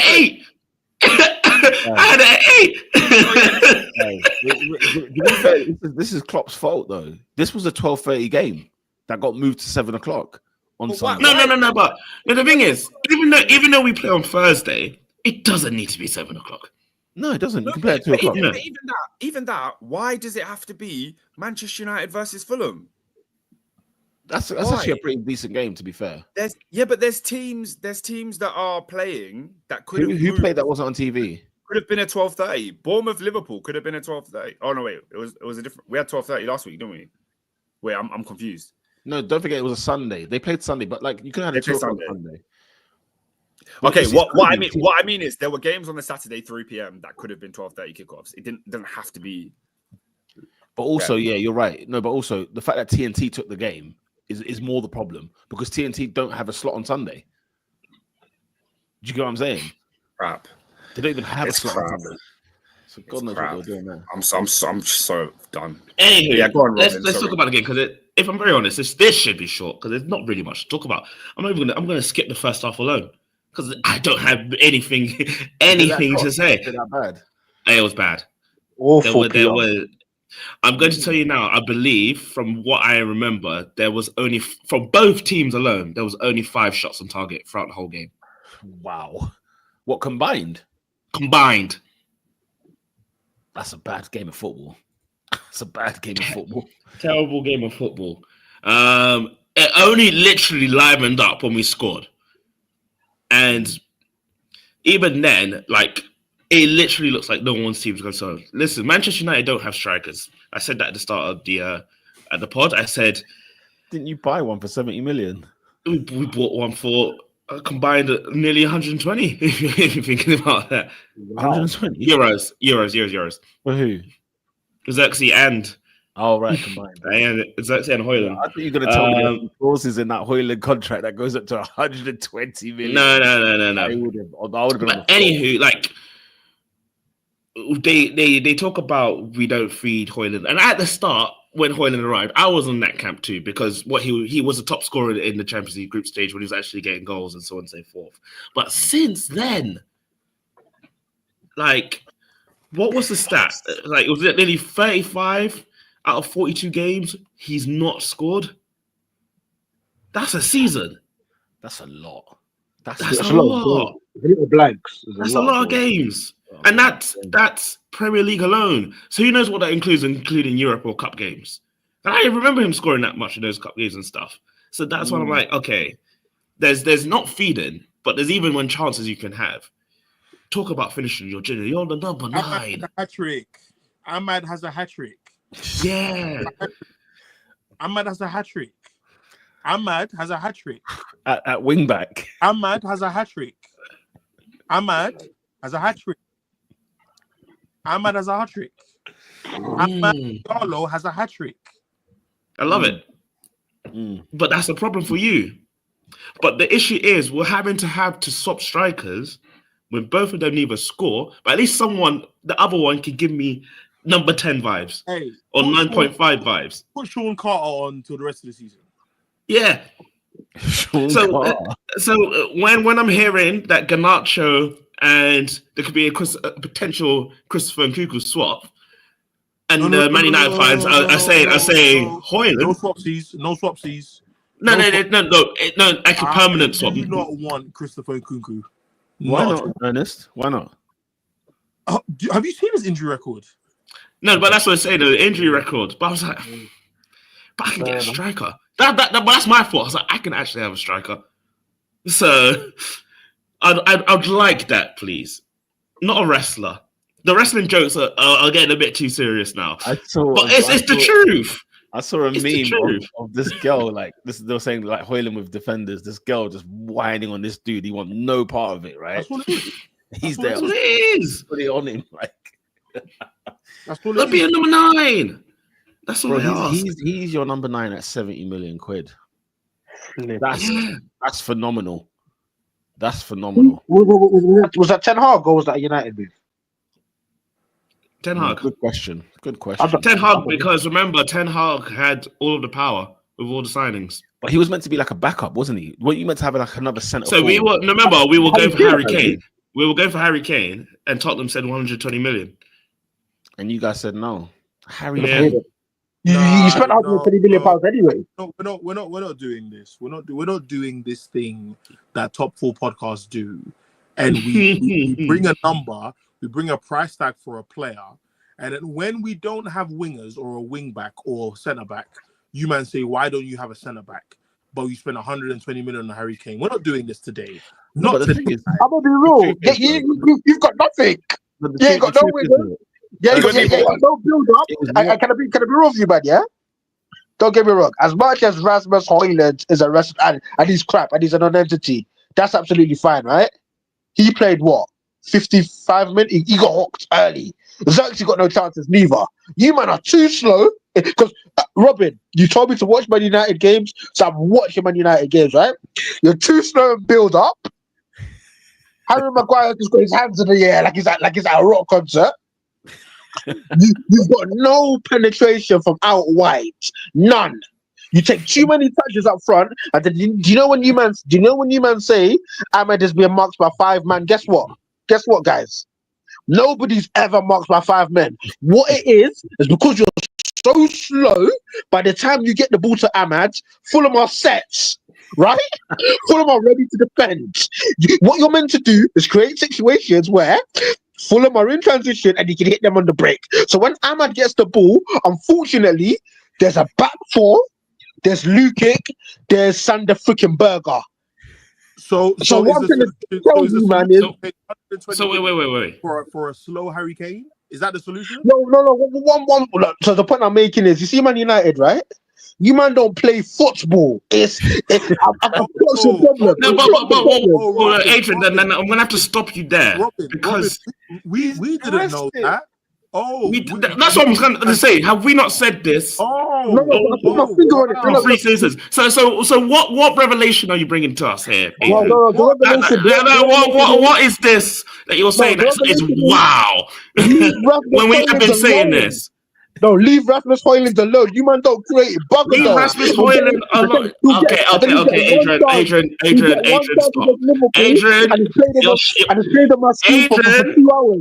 Adrian, I'll be real. You're shouting for shouting's sake. Like, calm down. Your anger is not directed well. You're louder than I'm actually talking. Salah misses to get another one. Højlund will miss one chance, and then he's crucified for it. He's crucified. No, but Adrian, I just gave you but now you're talking nonsense here because you said about literally 4 minutes ago you said that's a lot 35 in 42 games. So what is it? One chance or is it 35 games? Is it a seasonal misses or one misses? Don't bring which the hype. Which one is it? Which is in your opinion? I'm sure you're probably thinking the football. You know what it is, yeah. I've stuck it on quite a few of the guys on this podcast who talk about Man United and have never watched a Man United game that wasn't a Super Sunday game. And so what you're from Adrian is when he's finally watched Man United, he's saying things we've said for 4 or 5 seasons. That's why he's shouting because, oh, wow, Man United don't play football. Oh, my gosh. I didn't know. It's like, bro, we've been telling you for 5 years. Right. We've been telling you for years we don't play football. We've been telling you for years. We're not. Who's to blame for this? Who's to blame for this? No. We need to get to the bottom of this point here because somebody else is going to watch Man United for the first time and tell me and Robin things we've been telling the whole group for time. So let's put this to bed today. No, my thing is this though. It's not Højlund's fault. We are all aware, or I hope we are by now, that Manchester United are a bad football team. Yeah. Who have spent 600 million under one manager for 2 years, who was given the license to spend ludicrous amounts of money on players that didn't make sense for the style of play he wanted to play. Yeah. So when we tell you guys that we are bad and we are numb to the banter and all this other stuff, this is the reason why. Manchester United are a bad football team. We are slow. How many times have Robin and I said we lack energy, lack athleticism, we lack all this stuff? So the fact that this is being said today as if we're getting onto Højlund gets me angry because you finally watched the game. You've actually finally stopped watching anything else and you've watched Manchester United fully. Now that's why you come to the conclusion you've come to. Rasmus Højlund, I was cussing him. Robin was the one giving him a chance. I told you he's whack. He's a wrestler. I told you he's whack. Bro, I said this to you. I said he's a wrestler at the Arsenal game that Garnacho scored the offside goal. I told you then. I told you Anthony was whack before he kicked the ball in the red shirt. I told you he was whack. So this is not news. When you guys finally watch Man United, don't say anything. Just agree with what me and Robin are saying. Because we actually watch Man United. I don't know, man. He scored 6. He scored what 5 and 6 in the Champions League. I don't know. Me, I know. If you don't know, me, I know. I know exactly how that Champions League campaign went. So don't try it. I know exactly. 5 months without scoring anyway. I don't know. Who's Man United? But yeah, no, I'll give you some good things. Really, like I said, there's not really much to say about this game. Very much. Toby Collier, since he's come in, he's looked a bit tidy. I'm not trying to give him the hype, but he's doing well, the kid. Doing very, very well. Great block off the line. Fantastic block off the line. That was necessary. It was. Is he good, though? So he's the one. So if you look at that under 18, under 20 teams, that's doing like really well in the league and all that stuff. He's come from there. So he's been promoted, really. He's what McTominay should have been. Robin, is he good? Yeah. I'll be real. I can't give you the answer yet. He done good in the under 18s. He's done good on the under 21s. It's way too early. It's way too early. So I can't really say. No. So far, I thought you don't know the reports, innit? You know, because like when I always hear who the good ones are and who are just. So he is the good ones if you hear the reports, but I don't watch him, so I can't give you an answer. But we've had good ones, but you know it is with United fans. Like anything that's new is good, and so like, we hype a lot of players who are not part of the first 11, who are simply a breath of fresh air. Because I remember Shola Shoretire, I remember Amari Forson being hyped. Garnacho. I remember Garnacho was the guy. Do you know what I mean? All we found out later, Garnacho doesn't know how to play football. Do you know what I mean? So ultimately, I have to give these players time. Garnacho can look good when he's scoring a goal, when he's scoring a bicycle kick. But if I'm asking you in 90 minutes, what are you doing when you can't do those things and you can't, if someone's passed the ball to you and your heel gets the ball because you don't have the anticipation to receive the ball, you're always running into cul-de-sacs. Ernest. Yeah, go on. I did player cam on Garnacho when you lot played Rangers. I said, I'm just gonna watch this kid for 90 minutes. He's whack. He's whack, bro. When you asked us, like, is he the one? I said, why? Why are you coming after him? When you asked me, is Garnacho a good player? Remember I said he needs to go. I need him gone. Yeah. No. The thing is, when I asked the question, I knew you both wanted him gone. But I wanted to know, is there anything there? Is there anything there? Something redeemable. So the time when I rated him, when he used to come off the bench, I was like, this kid, he's got something about him. He's decent. But we have a few of those, didn't it? We have a few of those guys who, like, off the bench, off the bench, tired opposition legs. Like Xerxes nutmegged Saliba. He's not doing that in the first minute. He's doing that in the 70s, but he's not doing that in the first minute. Do you know what I mean? So how did it go so wrong? Because it's years of where Man United. It's years of, oh, look at how big this club is when you walk into the stadium. It's everything but the actual intangibles of expertise in bringing a group of players. You say, these are, like, we can see the trajectory of these guys and they're going to be the next guys. When you look at the scout reports for Anthony, what do you find? When you look at the scout reports of Rasmus Højlund, who's played 9 games for Atlanta, what do you find in the scout report that makes you say 70 million is sufficient money? So it's poor recruitment. And like I said to you guys about David last week, I hate when fans know the conclusion they've come to about a player earlier than the people who are paid. So when Ratcliffe is sacking Bearman, I'm for it. Because somebody's not doing their job properly.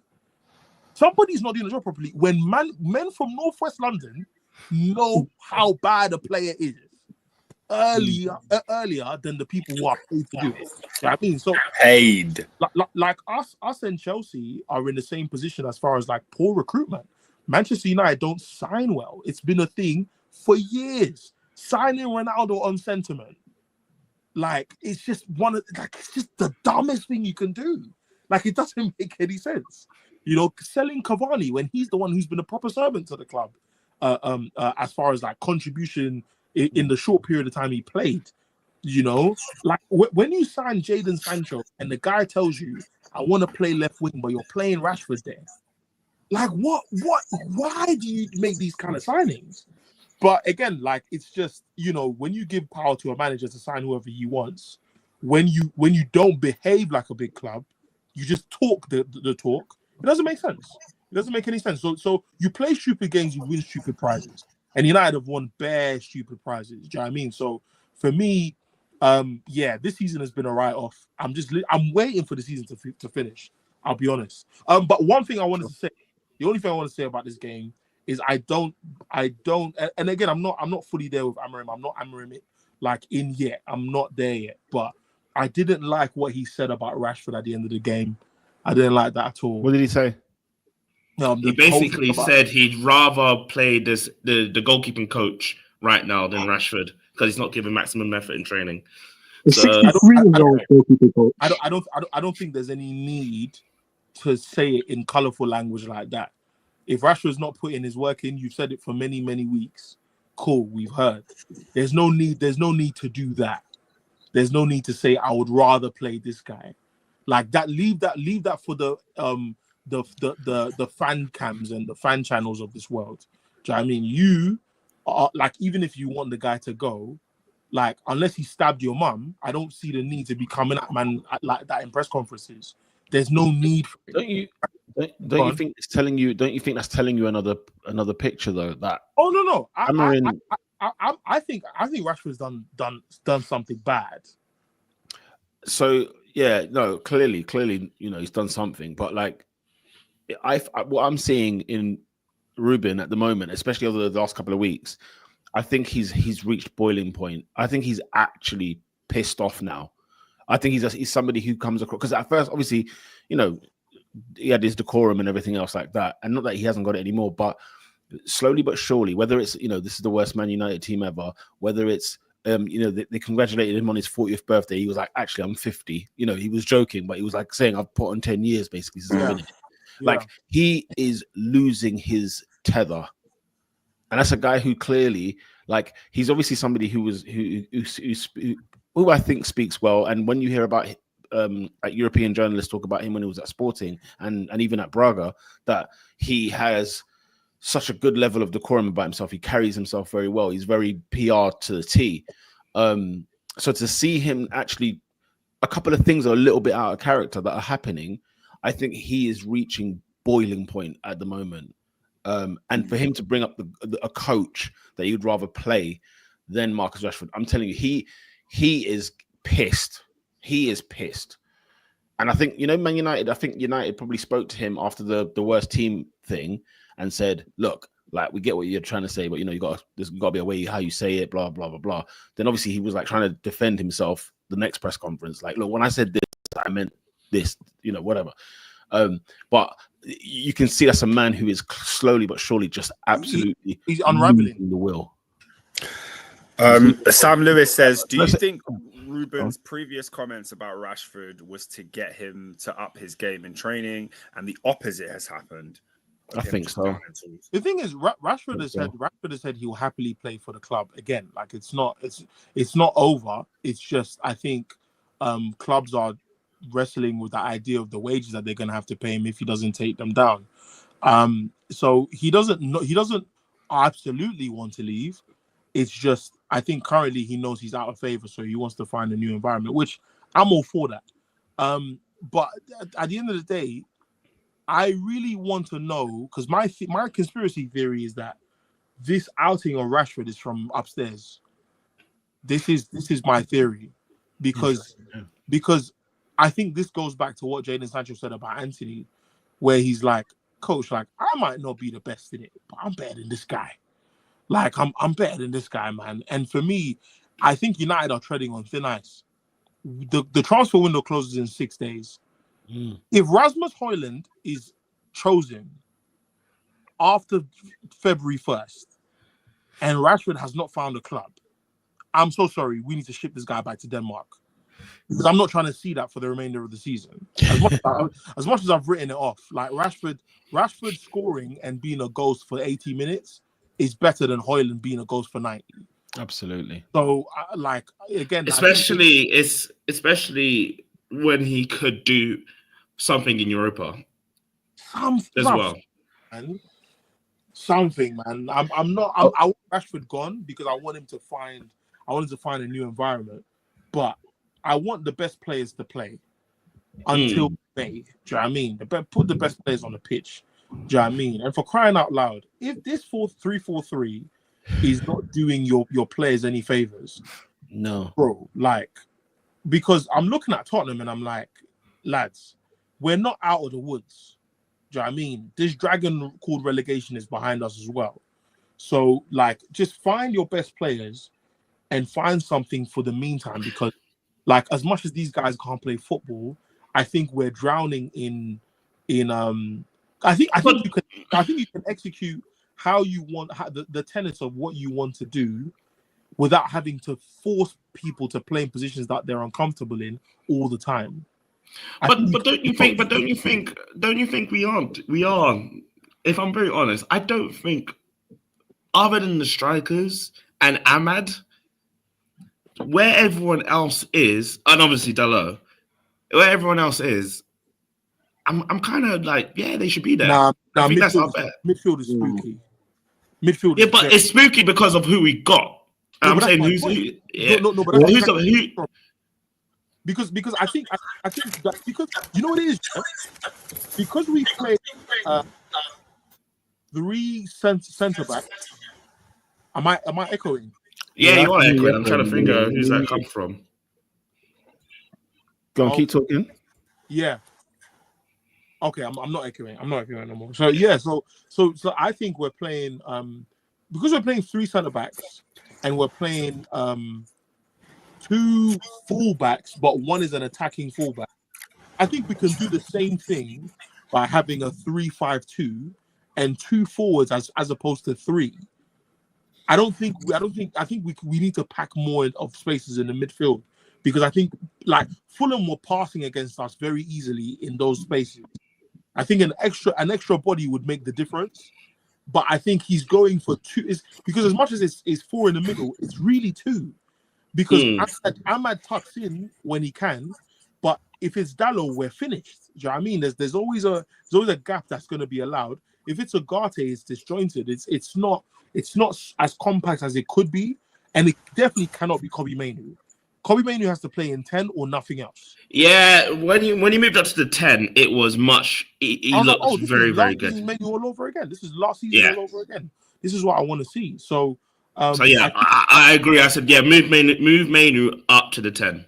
I think there's a few tweaks Amorim needs to make for it to be a bit of a smoother transition into the final piece in the next season and a half, 2 seasons. But for now, I think we're struggling. I think there's things I like about the system that are good. I think we retrieve the ball a lot better in this system than under Ten Hag. I think in many ways we're open, but in many ways we're compact. Our defenders I don't have a problem with.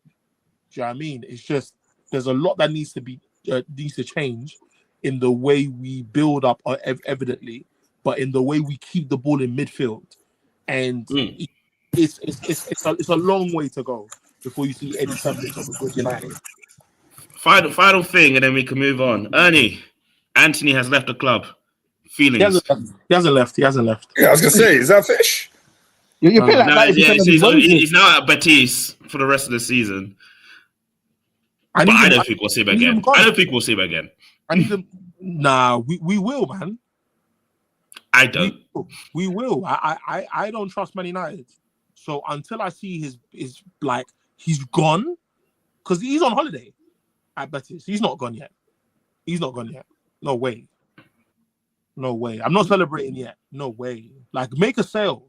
Manchester United Football Club, make a sale. And we can talk. Frustrating, man. But yeah. We won. 3 points, we move. Yeah. Onto Romania. Hopefully we can finalize top 8. We don't need to go all out. A draw should do. All that good stuff. Yeah, very impressive result at Craven Cottage. Fulham disappointed me. I thought I'd get a bit more from Fulham, and I'm pretty sure Fulham gave you guys a hard time at Old Trafford. So, yeah, we shall move on to Liverpool. Liverpool smashing Ipswich. Absolutely destroying Ipswich. Was it 3-0 at half time? AD, what happened there, mate? You tell me. Did you not watch it? No, because bro, like I feel like this Ipswich team are shambolic. Because you know what, yeah, you know when the team gets absolutely plowed into oblivion, right? Yeah. They got 6-0 last week, so I'm like, okay, right, we're gonna see these guys be a little bit resolute, a little bit tough. I thought might be tricky for the opening 30 minutes. They just gave us the lay of the land, and we absolutely had our way with them. We pulled them from pillar to post, and this new look Liverpool midfield is superb, man. Like quiet, not even quietly. Over a summer, you've got in Ryan Gravenberch, a press and resistant monster. You can't get the ball off of him. On the half turn, gone. And I think the thing I like about Ryan Gravenberch as well is that it's not only he doesn't necessarily turn for turning sake, because you know, like you can have like a first phase midfielder who he will turn and then he'll do like a 5-6 yard pass. If there's space to go into, Gravenberch is exploiting it, and that PMP, I underrated it, man. Like, he's physically really, really impressive. McAllister, that's another midfielder who simple. Just keeps it ticking.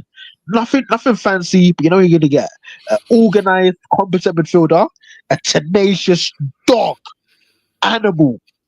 He's only like what 5'8", and he's slight, but he tries to put himself around about almost like what Thiago used to do, right? Mm.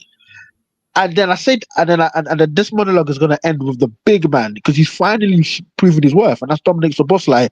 This is what I've wanted from you. This is what I've wanted from the guy. He was meant to be our freaking version of Kevin De Bruyne, where he's got the PMP, where he's a goal threat. He can shoot, he can score, and the thing is, right? He's been getting into these. This isn't new. He's been getting into these situations time and time again at Liverpool, but the final decision. And I don't know what power he's got in his hair on a biblical thing, on a freaking vet-free 2 thing. You know, Rich grew his hair out, and it became a different animal. It seems like that. Szoboszlai's having that effect as well, and we're seeing it. So all I'm going to ask from him is just more, because ultimately Mo Salah's. He's doing it. He's taking away nicely. He scored.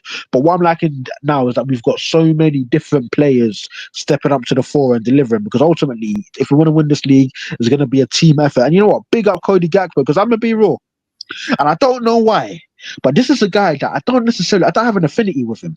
I don't know. Like he just feels like a guy that's there. He feels like a what? An add-on. Yeah, like an add-on, like a bonus. It's like, okay, yeah, he's nice. He's a good piece to have. Yeah, it's nice to have. But I think what he's actually showing us is that no, hang on a minute. I can actually be at times in the season a key driving force and an underrated part of his game, because we know what he does, right? And because this is a phrase I heard of this season, and he's the perfect example of creating separation. That's all he does. Is he's running. He wants to create that half a yard and he rashes it. Or what he started to add to his game is, beautiful deliveries where he dinks it into the back stick. Salah goes and Salah scores. So yeah, man, not much to really say in Liverpool. I'm loving the composition of that midfield. I think personally, I might be wrong. I think between us and Newcastle, actually, you know what? There's a few good midfields in the league, but I think at the moment, between us and Newcastle for best sort of midfield in the league, and what I'm really, really liking is that, your likes of your Cody Gakpo, because Cody Gakpo's been mashing goals and assists. He's been mashing J all year. So I really, really like the fact that Mo Salah can, not necessarily peter off, but he doesn't necessarily need to be as influential, and other people can come up to the fore. Like it's boring talking about Van Dijk and Konate, imperious, solid, impregnable. Absolutely impregnable. But yeah, man, I think also, by the way, how Enciso, I mean, we were speaking on freaking referees, right? How Enciso, he gave Wataru Endo a Bisaki knee. Triple H in the 90s wasn't even getting that high. I'm surprised the guy wasn't knocked out. No wonder the guy plays with a mouth guard, right? How Enciso was allowed to stay on that pitch and to deliver an assist, I'll never know. But yeah, man. Well, yeah, man. 4-1 victory. Now we're on to Bournemouth. Let's go get the Sugar League title. You can have a chill week midweek because you've qualified. So yeah, it's all good. Who do you play midweek? PSV Eindhoven. So what, Robin? Home or away? It would be away. Okay. So Robert, does it matter what you finish in the top 8? It actually does. It does. I looked into it. You'd rather finish 4th to 8th because 1 to 4, and I'm saying it this season because the lower teams have been a bit spooky. But if you finish 1st to 4th, you play the bottom half of the 16th to 18th, which includes Juventus, Real Madrid, PSG, Manchester City, and I was like. I was just like, hey. Hold on. I've just seen that challenge, bruv. What the hell is going on, bruv? What is going on? Yeah, it's a madness. If I've not seen a red card, He gets an assist in the game after. Man gave him the Triple H high kick, blood. Triple H. Bro, he used to get that high. He used to get that high, my bro. You know what I'm saying? You're both legs in the air. But yeah, If footballing was footballing this season, you would be playing like a 16th to the 18th team in the last 16. But football is not footballing this season, so there you go. Hey, Nat said that was an AM. Whoever finishes first and second in the Champions League don't meet each other until the final if they go all the way. Yeah. So it could be you could see a Barcelona-Liverpool final. You could. I tell you what, Barcelona is the one team I don't want to back. You know, there's a few. Yeah, teams. I'm saying Barcelona this season, they're on it, and they've been a bit higgy in La Liga, but in the Champions League, they're not playing. Barcelona's back. Although they were behind rather similarly to Benfica. Did you see that Benfica Barca game? Crazy. For the highlights. Crazy. All right. Guys, other scores in the Premier League, right? No, not other scores. We need to focus on one. No, because it's 10 o'clock. I need to wrap this up. We need to focus on one. I will have plenty of time to focus on said team. They give this every week. I don't think you understand, Pete. We need this segment. You don't think I understand? Okay. No, but Pete, this week there's been a familiar story. Ruud. What? Tottenham Hotspur 1, Leicester City 2. Oh, guys, were we saying last week on the pod? Yeah, that you know, after losing to Everton, where I thought he would have gone at half time, and we were saying, you know, they got Hoffenheim in midweek, who are like derelict in Bundesliga at the minute. They did overcome, but 3-2 away at Hoffenheim. Just too much work. That's too much work for a Thursday night. I said, these guys ain't got the metal for this on Sunday. I'll tell you that right now. They ain't got the ball.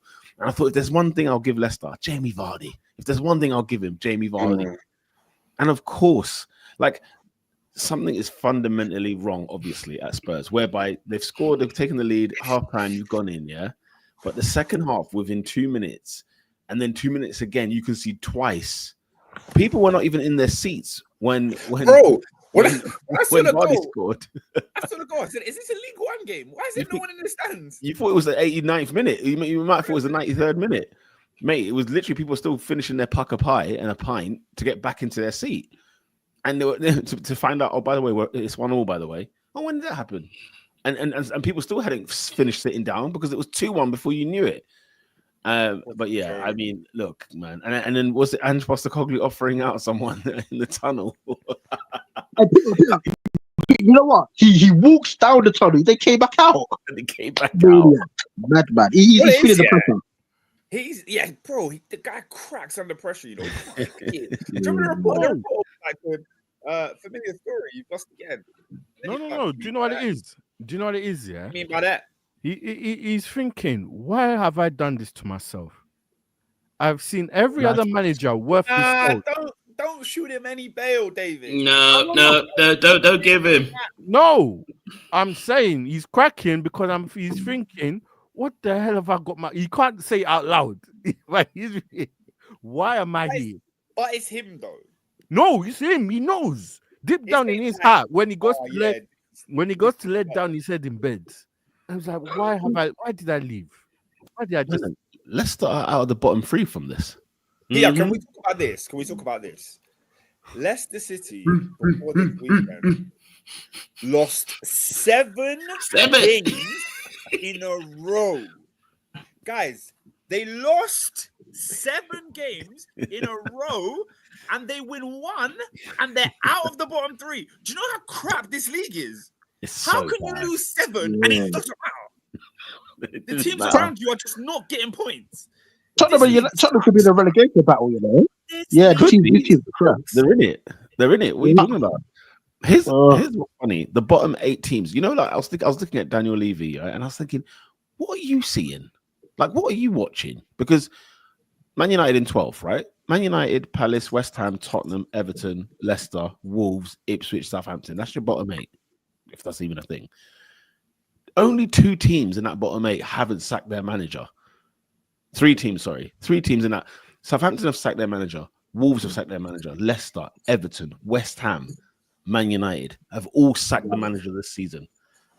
Tottenham are just leaning back into this relegation. They're just leaning back into it. What's What's Tottenham's future looking like? No, but on a real, like, what is Levy looking at where he says, He needs. I'm he needs sticking to with step- him? Listen, What? He's done- How? he's done what he's done. He's bought the club. It's time to hand it over, mate. Sell up, bro. Brother, only Vardy could go to Tottenham, score a goal, point at his Premier League badge, and said, "I've got one. They've got none." Damn. How Yeah, dare that's you, The low of the low, bro. That's the He's league, a legend, bro. you know? bro? Elite. That is. That's the league. He's played in the Championship since then, and he's come back to tell you guys either way. I got one. I am a Premier League champion. It's the he literally he scored the goal, points to the badge, one, you none, no. Yeah. And he's gone down in the Championship and come back up. But yeah, the league is in the bin for sure. Hey guys, No, am but I wrong? you go, Eddie. I was just gonna say, guys, am I wrong for thinking Spurs should be like? Obviously, they should be nowhere near this, right? But Spurs, they've got a fantastic side. Am I crazy? No, they don't. No, let me take you through it. Let me take you through it. You're falling for it. No, guys, genuinely, there's been three key crippling issues at Spurs. It's fitness, it's players being bang out of form, and it's their manager. Because I'm sorry, like Tottenham and Peter, you're gonna roll your eyes, and you're gonna say all sorts. I don't give a damn. Tottenham should be a big club. No, they shouldn't. no, guys, they should be. Bro, Adrian? do you guys remember when we were in that club store and we were in awe? And then we got brought to reality because we saw a Brennan Johnson top for like 105 quid, and they said no, I don't think so. But guys, like in terms of Tottenham off the pitch, right? In terms of that squads, guys, this Tottenham team should be competing. Like for whatever reason, they've had about 15 men either injured or got completely off the boil, and this manager is so insistent on playing the same way. It doesn't matter where he is, it doesn't matter how young his squad is. It's my way or the highway, mate. And it's like, bro, like you could be doing so much better than this. And the only thing that's keeping them in this job is these cups. And when they're unceremoniously dumped out like a jobber in the Royal Rumble, well, we'll see. Bro, the thing is, I've asked you this question last season and I asked it again this season. Whenever people start to have an epiphany about Tottenham's squad, I say to you, where should they finish? I always ask this question. Where should Tottenham finish? Fifth, in my opinion. Genuinely. Fifth. You think they're the best side in the league? They're not better than Newcastle. They're not better than Newcastle. Are they better than Villa? Bournemouth. They're not better than Villa. I feel better than Bournemouth. And Villa. Say that again. I feel better than Bournemouth, but yeah. No way. Not this season. No way. No way. Tottenham Hotspur are a joke. Like, I hear it. coffee's brewed for the last 10 years and nobody wants to smell it. At the end of the day, bruv, Leicester City, bruv, come to your ground. I thought Tottenham Hotspur, bro, Tottenham Hotspur have lost 13 Premier League games January. Adrian, if you said Tottenham should be 10th, I'm with you. No, bro, they got bought like that's like human names, bro. Mickey van der Ven, Romero, Odeji. I think Poro's quality, Madison, Kulusevski. I think Solanke's good as well. I don't know, man. And the guys that should be good, Basuma and Sarr. Yeah, They're definitely a 10 team, but they're not top 5. No way. okay, fair enough. Maybe I've always shot it, but you're right. They're certainly way better than what we're seeing. This absolute dross that we're seeing, certainly. Tottenham Hotspur have lost more games now than they did last season. But this is where I do think that the injuries have slapped them, though. I'm not trying to hear the injuries because when they had a full since you want to give me a stat, I'll give you a stat. Tottenham won more points in the opening 10 games of last season than they have in January now.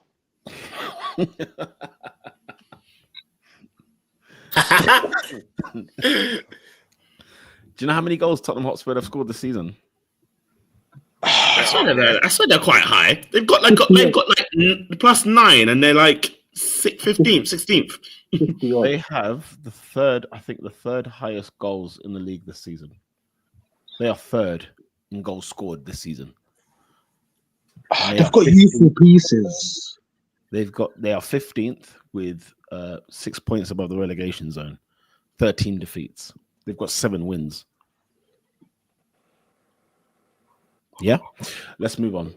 Because I don't know I thought you was going to bring out the which one, the Mourinho or the Conte? Hey, you know what's Conte mad? quotes. You know what's mad? Tottenham have conceded 37 goals. Aston Villa have conceded 35. Huh? So what's going on? No, but this is what I'm trying to say. Like, Tottenham's issue has been their back four. Because if you tell me that they've scored 46, Newcastle have scored 41, Bournemouth have scored 41, Villa have scored 34, Brighton have scored 35, Fulham have scored 30, Nottingham Forest have scored 33. It's their back four.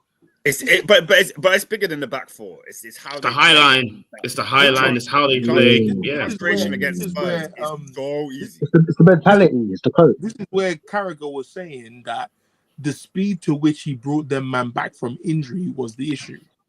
Was it the United game he forced them back for? I think it was United. Romero came back from Chelsea and got you can't.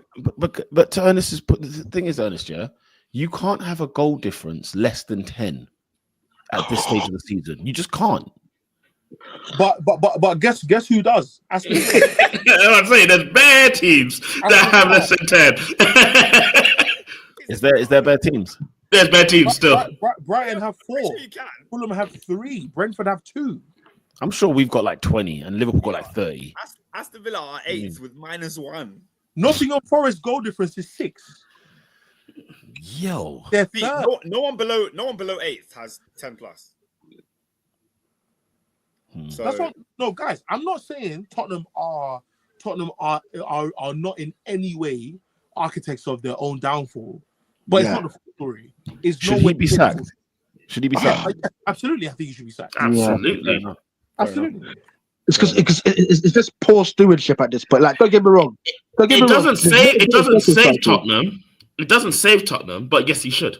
Yeah, it's a shame. It's a shame because maybe if he had the best team in the league, he might actually be a decent coach, but he doesn't, and he doesn't know how to deal with it. So they're in a relegation battle. What, they're in a dogfight? They're in the fight.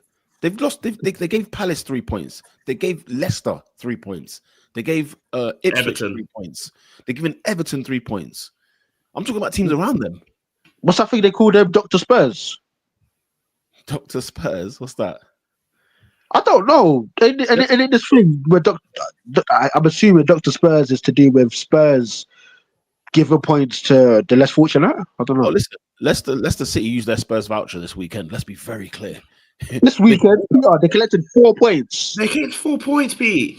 How many points have Leicester won this season? And what proportion is from Tottenham's generous hands? Can you imagine? Okay, should we continue? Yeah. We had to stay here for a bit. We had to. Cheer up, Postecoglou. Oh, well, can it mean? The thing is, I'll be sad to not sing that song anymore. You see, Sam Lewis said the definition. They're away at Brentford, by the way, this weekend. Doing the same thing and expecting a different result. Is that the actual definition, though? I believe it is. I've heard that saying a lot. But people just be saying stuff. It's because I think it's what Einstein said. Oh, sorry, Pete. Sorry. No, okay. It's because it's what Albert Einstein said, which I think is a ludicrous definition. I think it's stupid. Yeah, because it's not the actual definition. I just googled because I've even heard that practice makes perfect. So holla at me.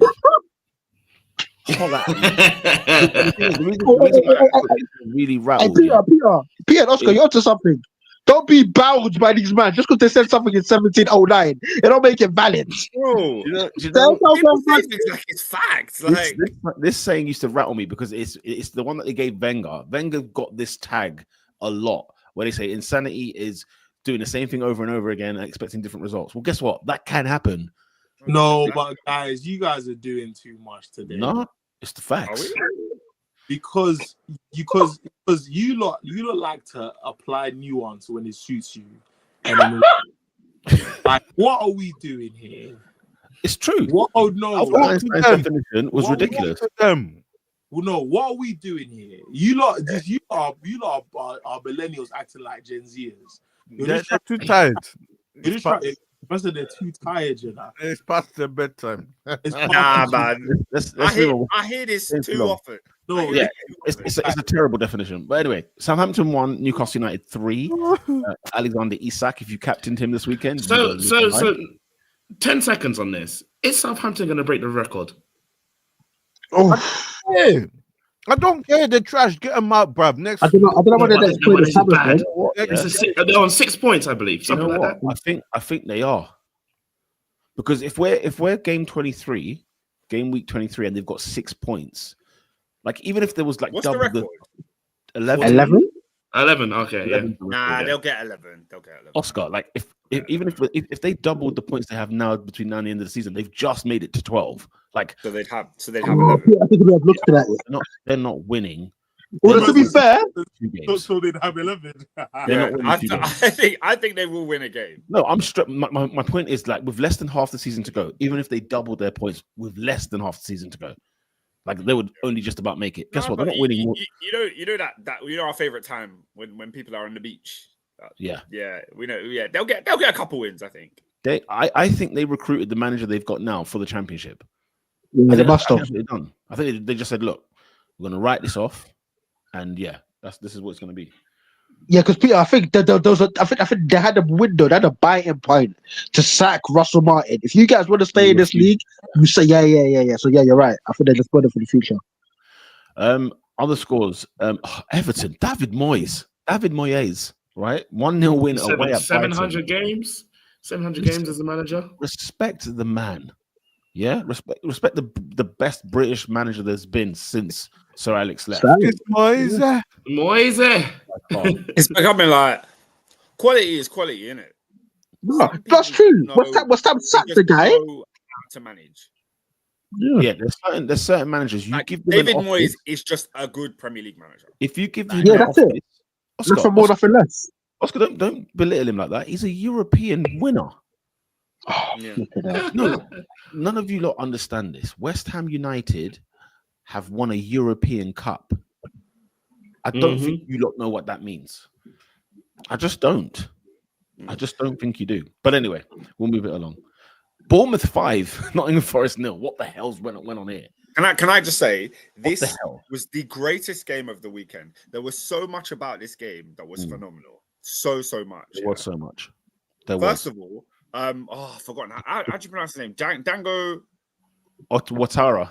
Watara, yeah. He scored a hat trick, but he's whack. Like I watched the game and I'm like, he's whack. Like, I saw the hat trick. I'm like, he's not good. There's a bit too much. There's too much uncle in him. He's not good. Hey Pete, is that gonna be? I lie. If it was from Paraguay, you'd be loving it. The first thing, guys. The first thing he asked was, "What's his name? Dango? You see? I know, right? Dangote. This guy. No, guys. The next thing I need to say on this game. There's a wavy name, bro. Justin Cliver has 11 Premier League goals. He's on smack. Yeah, he's doing his thing. 11 Premier League goals. Justin Cliver hat-tricks. has more goals than Nicholas Jackson. Hey, 2 hat tricks, mate. Oscar, I tell you what else was brilliant. Did you see the hospital ward that was the injury bench in the box? Listen, they were in the skybox. Why did they put them all in a glass cage so they could watch the game and the fans? They all had a wristband. Like they were on the ward. I'm telling you, this game was phenomenal. This game was fantastic. Semenyo did the spinneroonie. This game had everything. The guy did the spinneroonie, guys. I don't know. Do I play it on Sunday? I don't know. Unpopular opinion. I've never seen Booker T hit one that sweet. I can't agree with that. You see the bounce up. Yeah, I can't agree. Watch it again. Yeah. Oh, the fact that he's got dreads as well, and he does, and it was the 5th goal. It was so. Bournemouth level on points with Chelsea. Yeah, I don't hear Areola saying we didn't expect to be here. Hello. No, it was a great game, and it was a shot in the face for Forest. Forest, they had a rude awakening, an absolute rude awakening. Moving on. I just hope they don't demoralize, man. Say again. I just because a result like that, a blamming like that, can set you back. They need to get together. They need to do some canoeing together, team bonding, and sort it out. Because you can spiral after 5-0. You can spiral after that. I needed to. Greek owner needs to take him to one of the Greek restaurants. I just buy out. What's happening? What's happening, Oscar?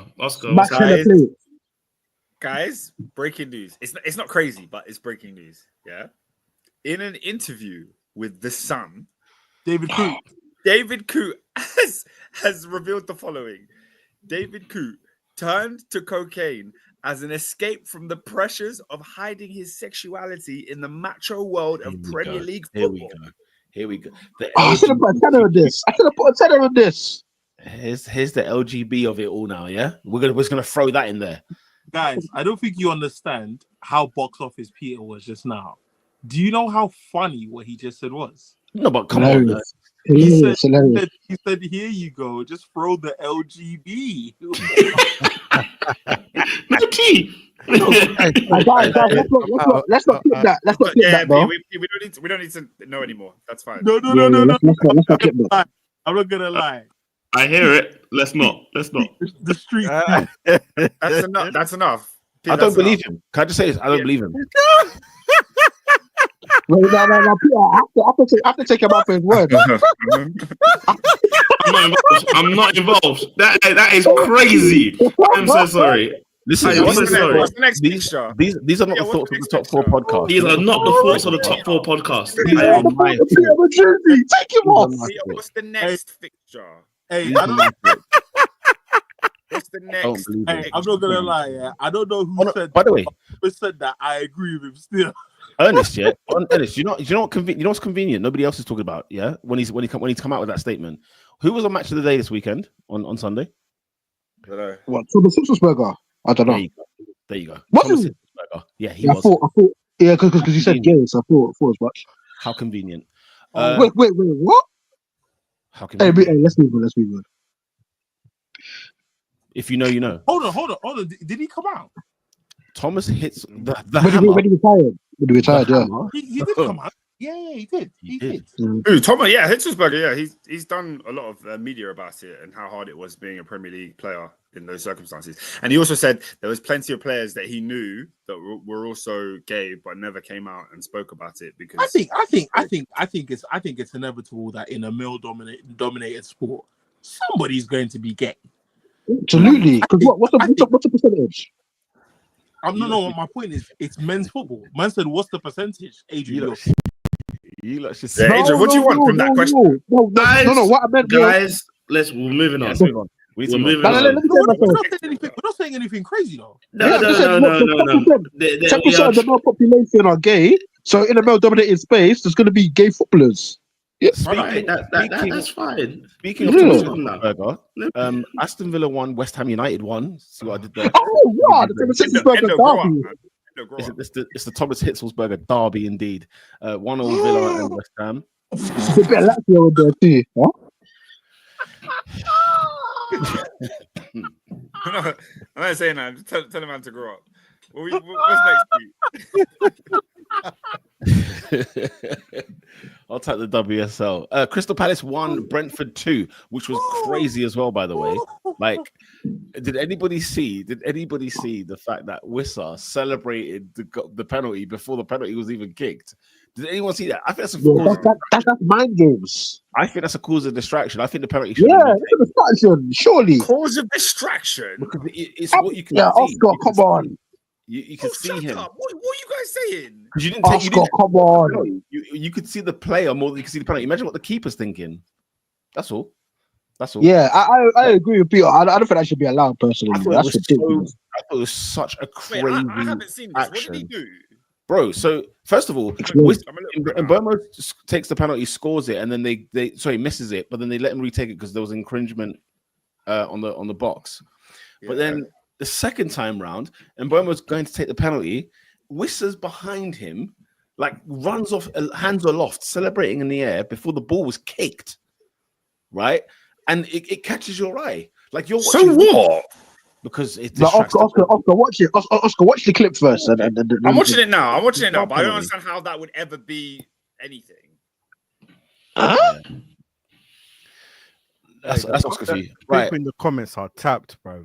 Oscar, when you get your Uganda call up and a Tanzanian number 9 is doing that, then you'll know. Wait, this is hilarious. Oh, now it's hilarious. Look at him. That was hilarious, is it? He's in the box. He's like 10 yards after the box, bro. Yeah, He's but running the around keeper's got. He distracted me. Stay focused. There's thousands of people in the stands. What players have to stand still? Is that what you're Oscar, saying? wait there. Oscar, they made him retake the penalty because a player walked into the box before the penalty was kicked, right? If we're going to be that anal with that sort of stuff, no pun intended, let's actually have a look at the whole game. Oh my God. You lot are doing the most today. Again, I would like to repeat, these are none of my comments or thoughts. And I'm not involved. Oh, what are you doing?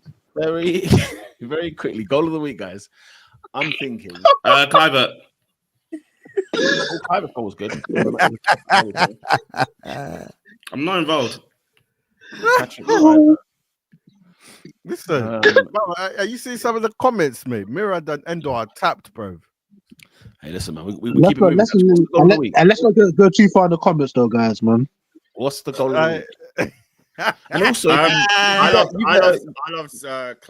you better smash a like on this video, by the way. Yeah, everybody like up. I don't need no smashing, bro. I lie. By the way, yeah, the thoughts on that Crystal Palace. Who's the Crystal Palace player that come off the bench? He scored. They were 2-1 down. We were saving it. Okay, moving on. Goal of the week. I'm gonna go with. Oh, you know what? Alexander Isak's second goal was Thierry Henry. He wears 14. He's looking luscious, and he puts that ball in the bottom corner. He's looking luscious. All right. Honestly, David, that's the striker I want. Shut up, bro. I've been telling you. Yeah. I want him. Yeah. Wait, Peter. Oh, yeah. To be fair, you said Havertz is a number 10. Don't worry, I find. Yeah, he's not a number 9. Hey, who's in charge of the comments? Can someone boot up Mirad, mate? No, boot Mirad out, bro. But you lot just relax. Your comments won't. Your comments won't get on the screen. Yeah. It's funny though. Those are funny comments. I can't lie. What was I gonna say? Yeah, for me, Alexander Isak. Let's go. Yeah, Clivert, man, great goal. Good finish from Clivert. Anybody else? Dave? I'm Isak still. Oh, Adrian. Clivert. And Ernest. I feel like there's a goal I'm forgetting, man. There is one. There probably is one. One I'm forgetting. But for the sake of time, Clivert. Okay, Mr. Patrick Clivert is the goal of the week. Who's player of the week? Patrick Hero. Even though, man. Give it Dango. Give it Dango. His first goal was very good. In fairness, his first good header was tremendous. Yeah, good header. Sam Lewis, man. Sam Lewis trying to say Haaland goal. Haaland. You know what though? That's a great finish though. Hey, the Canoes one was good. Was really good. Canoes goal was good. Canoes goal was tasty. A lot of good stuff for your agenda. But yeah, right, you know. Shabazz was good as well. Yeah, the fact that he wears number 11, I was like, oh, who's this kid? I remember seeing when he came to the Emirates. I was like, oh, who's that? Okay, so the goal of the week is Justin Clivert. I called him Patrick Clivert. That's his dad. Team of the week. Is it Bournemouth? 5-0. 5-0 winners. The Cherries again, mate. The Cherries. Man. The Cherries are getting a lot of up in here. Don't say it, guys. Don't say it. Who's not that guy this week? Uh-oh. Nah. The random are moving bad today. I like to say these are the views of Top Peter Majuzi, not Top 4 Podcast. I didn't say anything. Let's go. Not that guy this week. Goes to Peter, I'll back you, bro. A young player. What? A young player. Shush. 19 years of age, making his Premier League debut. Oh, of course. Getting on the pitch for a club that's not far away from where you grew up. Very beloved moment, very happy moment for him and his family, I'm sure. However, When you're 2-0 down in the Premier League and it's the 84th minute at home and you score, there is only one thing you can do. There's only one Get the thing. ball and take it Get back. the ball and you run back to the centre circle. There is, under no circumstances, should you be doing knee slides when you are losing. His first touch. It's his first And for that reason alone, Romain Esse, you are not that guy this week. I'm sorry. No, there's another person that's not that guy for me. Oh, there's a big one. Adrian wanted to cap. But yeah, go ahead. You signed a player that can't speak the country's language or any language of any player in your team. You put him on. Please play him on Sunday. On a big game, a big game. Man City Chelsea is a big game. Big game. Despite huge game. He can't communicate with any of these players. He can't communicate with the manager. He doesn't even know where he's going when he's walking around the Etihad. If you've seen the videos of that, I'm so sorry. That is piss poor management. Pep, my friend, you are not that guy. Yeah, you can't be doing that to the kid. That's a stink. Because he's gonna be. Yeah, that's just absolutely smelly. So, question: Who is his partner? Who started with him? Can't remember. Welcome. Can't remember. I won't lie. There is only one not that guy this week. This better be good, Ernest, because I've got one. It's Fuad Kadani. Did you not see what he did? There is only one. He reenacted the Stone Cold Steve Austin start film. I didn't see this. Let me find. Bro, he smashed a picture. I posted it in the group chat when it happened. I couldn't believe it. Last night. Guys, because of the turmoil, the absolute conundrum, the agony, the angst, the latent demonic appeal that is Tottenham football. Yo.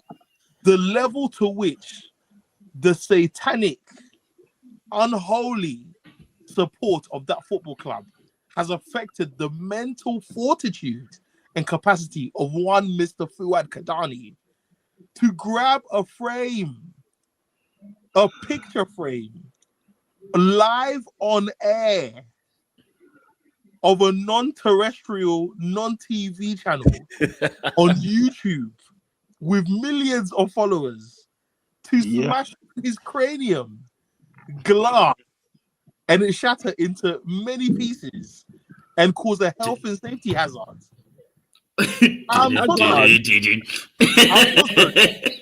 I'm so sorry. There's no other one. I've just seen it now. Ernest, as much as that was very good and it was worthy to be on this frame, I've got a better one. Guys, are you ready?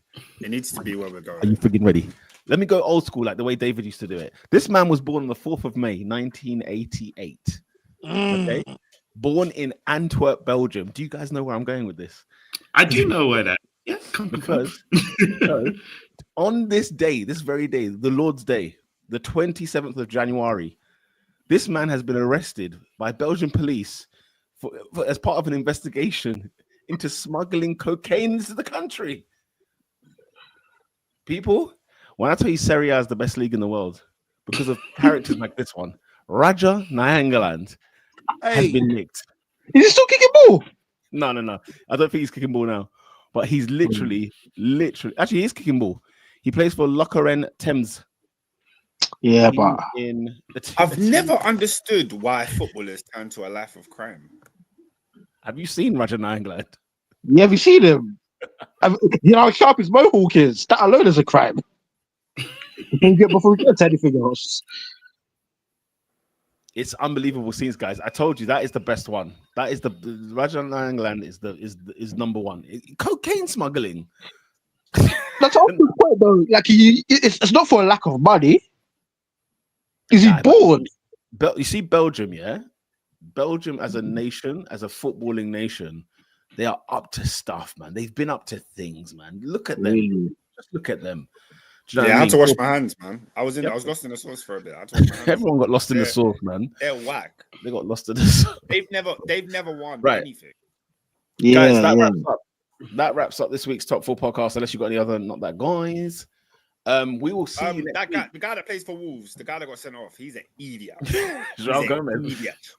Because even how he was playing the game before he got sent off was crap. Bro. Did you see Vitor Pereira throw him under the bus? I loved it. Guys, I told you Pereira is good value for TV. I'm telling you now. On the sidelines when he got sent off, he was livid. He couldn't believe what he was was having a fit on the sidelines, right?